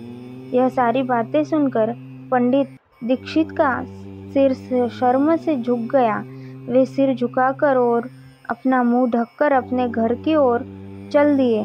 घर पहुंचकर गुस्से से उन्होंने अपनी पत्नी को पुकारा। अपनी पत्नी से उन्होंने पूछा, तेरा लाडला पुत्र कहाँ गया है? मेरी अंगूठी जो मैंने सुबह तुम्हें दी थी वह कहाँ है? मुझे जल्दी से दो। पंडित की पत्नी ने फिर झूठ बोल दिया, मुझे स्मरण नहीं है कि वह कहाँ है। अब तो दीक्षित जी को और भी क्रोध आ गया। वे अपनी पत्नी से बोले, तू बड़ी सत्यवादिनी है, इसलिए मैं जब भी गुणनिधि के बारे में पूछता हूँ तब मुझे अपनी बातों से बहला देती है। यह कहकर दीक्षित जी घर के अन्य सामानों को ढूंढने लगे, किंतु उन्हें कोई वस्तु न मिली क्योंकि वे सब वस्तुएं गुणनिधि जुए में हार चुका था। क्रोध में आकर पंडित ने अपनी पत्नी और पुत्र को घर से निकाल दिया और दूसरा विवाह कर लिया। आगे की कहानी हम अगले अध्याय में सुनेंगे। ओम नमः शिवाय। रुद्र संहिता के प्रथम खंड के 18वां अध्याय में गुणनिधि को मोक्ष की प्राप्ति के बारे में सुनेंगे। ब्रह्मा जी बोले, हे नारद, जब यह समाचार गुणनिधि को मिला तो उसे अपने भविष्य की चिंता हुई। वह कई दिनों तक भूखा प्यासा भटकता रहा। एक दिन भूख प्यास से व्याकुल एक शिव मंदिर के पास बैठ गया। एक शिव भक्त अपने परिवार सहित शिव पूजन के लिए विविध सामग्री लेकर वहां आया था। उसने परिवार सहित भगवान शिव का विधि विधान से पूजन किया और नाना प्रकार के पकवान शिवलिंग पर चढ़ाए। पूजन के बाद वे लोग वहां से चले गए तो गुणनिधि ने भूख से मजबूर होकर उस भोग को चोरी करने का विचार किया और मंदिर में चला गया। उस समय अंधेरा हो चुका था, इसलिए उसने अपने वस्त्र को जलाकर उजाला किया। यह मानो उसने भगवान शिव के सम्मुख दीप जलाकर दीपदान किया था। जैसे ही वह सब भोग उठाकर भागने लगा, उसके पैरों की धमक से लोगों को पता चल गया कि उसने मंदिर में चोरी की है। सभी उसे पकड़ने के लिए दौड़े और उसका पीछा करने लगे। नगर के लोगों ने उसे खूब मारा। उनकी मार को उनका भूखा शरीर सहन नहीं कर पाया। उसके प्राण पखेरु उड़ गए। उसके कुकर्मों के कारण यमदूत उसको बांधकर ले जा रहे थे। तभी भगवान शिव के पार्षद वहां आ गए और गुणनिधि को यमदूतों के बंधनों से मुक्त करा दिया। यमदूतों ने शिवगणों को नमस्कार किया और बताया कि यह बड़ा पापी और धर्म कर्म से हीन है। यह अपने पिता का भी शत्रु है। इसने शिवजी के भोग की भी चोरी की है। इसने बहुत पाप किए हैं, इसलिए यह यमलोक का अधिकारी है। इसे हमारे साथ जाने दे ताकि विभिन्न नरकों को यह भोग सके। तब शिवगणों ने उत्तर दिया कि निश्चय ही गुणनिधि ने बहुत से पाप कर्म किए हैं, परंतु इसने कुछ पुण्य कर्म भी किए हैं जो संख्या में कम होने पर भी पाप कर्मों को नष्ट करने वाले हैं। इसने रात्रि में अपने वस्त्र को फाड़कर शिवलिंग के समक्ष दीपक में बत्ती डालकर उसे जलाया और दीपदान किया। इसने अपने पिता के श्रीमुख से एवं मंदिर के बाहर बैठकर शिव गुणों को सुना है और ऐसे ही और भी अनेक धर्म कर्म इसने किए हैं। इतने ही दिनों तक भूखा रहकर इसने व्रत किया और शिव दर्शन तथा शिव पूजन भी अनेकों बार किया है। इसलिए यह हमारे साथ शिवलोक को जाएगा, वहाँ कुछ दिनों तक निवास करेगा। जब इसके संपूर्ण पापों का नाश हो जाएगा तो भगवान शिव की कृपा से यह कलिंग देश का राजा बनेगा। अतः यमदूतों, तुम अपने लोक को लौट जाओ। यह सुनकर यमदूत यमलोक को चले गए। उन्होंने यमराज को इस विषय में सूचना दे दी। यमराज ने इसको प्रसन्नता पूर्वक स्वीकार कर लिया। तत्पश्चात गुणनिधि नामक ब्राह्मण को लेकर शिवगण शिवलोक को चल दिए। कैलाश पर भगवान शिव और देवी उमा विराजमान थे। उसे उनके सामने लाया गया। गुणनिधि ने भगवान शिव उमा की चरण वंदना की और उनकी स्तुति की। उसने महादेव से अपने किए कर्मों के बारे में क्षमा याचना की। भगवान ने उसे क्षमा प्रदान कर दी। वहाँ शिवलोक में कुछ दिन निवास करने के बाद गुणनिधि कलिंग देश के राजा अरिंदम के पुत्र दम के रूप में विख्यात हुआ। हे नारद, शिवजी की थोड़ी सी सेवा भी उसके लिए अत्यंत फलदायक हुई। इस गुणनिधि के चरित्र को जो कोई पढ़ता अथवा सुनता है, उसकी सभी कामनाएं पूरी होती है तथा वह मनुष्य सुख शांति प्राप्त करता है। ओम नमः शिवाय। रुद्र संहिता के प्रथम खंड के 19वें अध्याय में हम आज गुणनिधि को कुबेर प्रद की प्राप्ति के बारे में सुनेंगे। नारद जी ने प्रश्न किया, हे ब्रह्मा जी, अब आप मुझे यह बताइए कि गुणनिधि जैसे महापापी मनुष्य को भगवान शिव द्वारा कुबेर पद क्यों और कैसे प्रदान किया गया। हे प्रभु, कृपा कर इस कथा को भी बताइए। ब्रह्मा जी बोले, नारद, शिवलोक में सारे दिव्य भोगों का उपभोग तथा उमा महेश्वर का सेवन कर वह अगले जन्म में कलिंग के राजा अरिंदम का पुत्र हुआ। उसका नाम दम था। बालक दम की भगवान शंकर में असीम भक्ति थी। वह सदैव शिवजी की सेवा में लगा रहता था। वह अन्य बालकों के साथ मिलकर शिव भजन करता। युवा होने पर उसके पिता अरिंदम की मृत्यु के पश्चात दम को राज सिंहासन पर बैठाया गया। राजा दम सब और शिव धर्म का प्रचार और प्रसार करने लगे। वे सभी शिवालयों में दीप दान करते थे। उनकी शिवजी में अनन्य भक्ति थी। उन्होंने अपने राज्य में रहने वाले सभी ग्रामाध्यक्षों को यह आज्ञा दी कि शिव मंदिर में दीपदान करना सबके लिए अनिवार्य है। अपने गांव के आसपास जितने शिवालय हैं, वहाँ सदा दीप जलाना चाहिए। राजा दम ने आजीवन शिव धर्म का पालन किया। इस तरह वे बड़े धर्मात्मा कहलाए। उन्होंने शिवालयों में बहुत से दीप जलवाए। इसके फलस्वरूप वे दीपों की प्रभा के आश्रय हो मृत्योपरांत अलकापुरी के स्वामी बने। ब्रह्मा जी बोले, हे नारद, भगवान शिव का पूजन व उपासना महान फल देने वाली है। दीक्षित के पुत्र गुणनिधि ने, जो पूर्ण अधर्मी था, भगवान शिव की कृपा पाकर दिक्पाल का पद पा लिया था। अब मैं तुम्हें उसकी भगवान शिव के साथ मित्रता के विषय में बताता हूँ। नारद, बहुत पहले की बात है। मेरे मानस पुत्र पुलस्त्य से विश्रवा का जन्म हुआ और विश्रवा के पुत्र कुबेर हुए। उन्होंने पूर्व काल में बहुत कठोर तप किया। उन्होंने विश्वकर्मा द्वारा रचित अलकापुरी का उपभोग किया। मेघवाहन कल्प के आरंभ होने पर वे कुबेर के रूप में घोर तप करने लगे। वे भगवान शिव द्वारा प्रकाशित काशीपुरी में गए और अपने मन के रत्नमय दीपों से 11 रुद्रों को उद्बोधित कर वे तन्मयता से शिवजी के ध्यान में मग्न होकर निश्चल भाव से उसकी उपासना करने लगे। वहाँ उन्होंने शिवलिंग की प्रतिष्ठा की। उत्तम पुष्पों द्वारा शिवलिंग का पूजन किया। कुबेर पूरे मन से तप में लगे थे। उनके पूरे शरीर में केवल हड्डियों का ढांचा और चमड़ी ही बची थी। इस प्रकार उन्होंने 10,000 वर्षों तक तपस्या की। तत्पश्चात भगवान शिव अपनी दिव्य शक्ति उमा के भव्य रूप के साथ कुबेर के पास गए। अलकापति कुबेर मन को एकाग्र कर शिवलिंग के सामने तपस्या में लीन थे। भगवान शिव ने कहा, अलकापते, मैं तुम्हारी भक्ति और तपस्या से प्रसन्न हूँ। तुम मुझसे अपनी इच्छानुसार वर मांग सकते हो। यह सुनकर जैसे ही कुबेर ने आंखें खोली तो उन्हें अपने सामने भगवान नीलकंठ खड़े दिखाई दिए। उनका तेज सूर्य के समान था।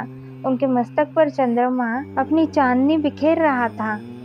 उनके तेज से कुबेर की आंखें चौंधिया गई। तत्काल उन्होंने अपनी आंखें बंद कर ली। वे भगवान शिव से बोले, भगवान, मेरे नेत्रों को वह शक्ति दीजिए जिससे मैं आपके चरणार बिंदों का दर्शन कर सकूं। कुबेर की बात सुनकर भगवान शिव ने अपनी हथेली से कुबेर को स्पर्श कर देखने की शक्ति प्रदान की।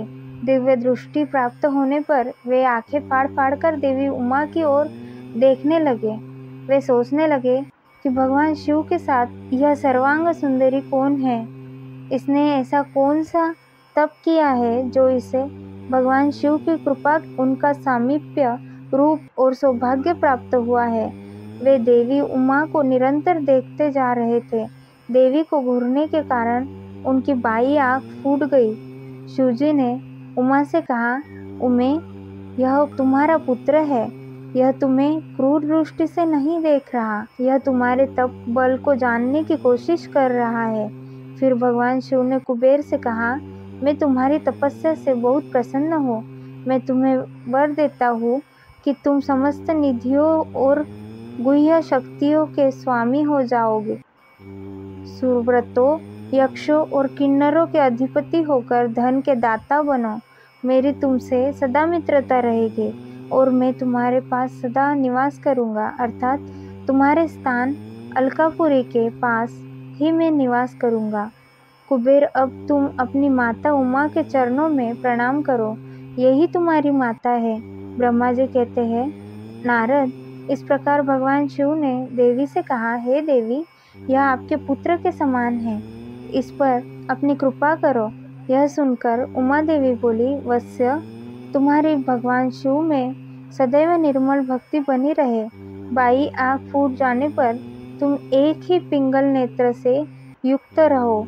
महादेव जी ने जो वर तुम्हें प्रदान किए हैं वे सुलभ है। मेरे रूप से ईर्ष्या के कारण तुम कुबेर नाम से प्रसिद्ध होगे। कुबेर को वर देकर भगवान शिव और देवी उमा अपने धाम को चले गए। इस प्रकार भगवान शिव और कुबेर में मित्रता हुई और वे अलकापुरी के निकट कैलाश पर्वत पर निवास करने लगे। नारद जी ने कहा, ब्रह्मा जी, आप धन्य हैं। आपने मुझ पर कृपा कर मुझे इस अमृत कथा के बारे में बताया है। निश्चय ही शिव भक्ति दुखों को दूर कर समाप्त सुख प्रदान करने वाली है। ओम नमः शिवाय। रुद्र संहिता का प्रथम खंड के 20वें अध्याय में भगवान शिव का कैलाश पर्वत पर गमन के बारे में सुनेंगे। ब्रह्मा जी बोले, हे नारद मुनि, कुबेर के कैलाश पर्वत पर तप करने से वहाँ पर भगवान शिव का शुभ आगमन हुआ। कुबेर को वर देने वाले विश्वेश्वर शिव जब निधिपति होने का वर देकर अंतर्धान हो गए, तब उनके मन में विचार आया कि वे अपने रुद्र रूप में, जिसका जन्म ब्रह्मा जी के ललाट से हुआ है और जो संहारक है कैलाश पर्वत पर निवास करूंगा। शिव की इच्छा से कैलाश जाने इच्छुक रुद्रदेव ने बड़े जोर जोर से अपना डमरू बजाना शुरू कर दिया। वह ध्वनि उत्साह बढ़ाने वाली थी। डमरू की ध्वनि तीनों लोकों में गूंज रही थी। उस ध्वनि में सुनने वालों को अपने पास आने का आग्रह था। उस डमरू ध्वनि को सुनकर ब्रह्मा, विष्णु आदि सभी देवता, ऋषि मुनि, वेद शास्त्रों को जानने वाले सिद्ध लोग बड़े उत्साहित होकर कैलाश पर्वत पर पहुँचे। भगवान शिव के सारे पार्षद और गणपाल जहाँ भी थे वे कैलाश पर्वत पर पहुँचे। साथ ही असंख्य गणों सहित अपनी लाखों करोड़ों भयावनी भूत प्रेतों की सेना के साथ स्वयं शिवजी भी वहां पहुँचे। सभी गणपाल सहस्रों भुजाओं से युक्त थे। उनके मस्तक पर जटाएं थी। सभी चंद्रचूड़, नीलकंठ और त्रिलोचन थे। हार, कुंडल, केयूर तथा मुकुट से वे अलंकृत थे। भगवान शिव ने विश्वकर्मा को कैलाश पर्वत पर निवास करने की आज्ञा दी। अपने भक्तों को रहने के लिए योग्य आवास तैयार करने का आदेश दिया। विश्वकर्मा ने आज्ञा पाते ही अनेकों प्रकार के सुंदर निवास स्थान वहां बना दिए। उत्तम मुहूर्त में उन्होंने वहां प्रवेश किया। इस मधुर बेला पर सभी देवताओं, ऋषियों, मुनियों और सिद्धों सहित ब्रह्मा और विष्णु जी ने शिवजी व उमा का अभिषेक किया। विभिन्न प्रकार से उनकी पूजा अर्चना और स्तुति की। प्रभु की आरती उतारी। उस समय आकाश में फूलों की वर्षा हुई। इस समय चारों ओर भगवान शिव तथा देवी उमा की जय जयकार हो रही थी। सभी की स्तुति के प्रसन्न होकर भगवान शिव ने उन्हें उनकी इच्छा के अनुसार वरदान दिया तथा उन्हें अभिष्ट और मनोवांछित वस्तुएं भेंट किए। तत्पश्चात भगवान शंकर की आज्ञा लेकर सभी देवता अपने अपने निवास स्थान को चले गए। कुबेर भी भगवान शिव की आज्ञा पाकर अपने स्थान अलकापुरी को चले गए। तत्पश्चात भगवान शंभु वहां निवास करने लगे। वे योग साधना में लीन होकर ध्यान में मग्न रहते। कुछ समय वहां अकेले निवास करने के बाद उन्होंने दक्ष कन्या देवी सती को पत्नी रूप में प्राप्त कर लिया।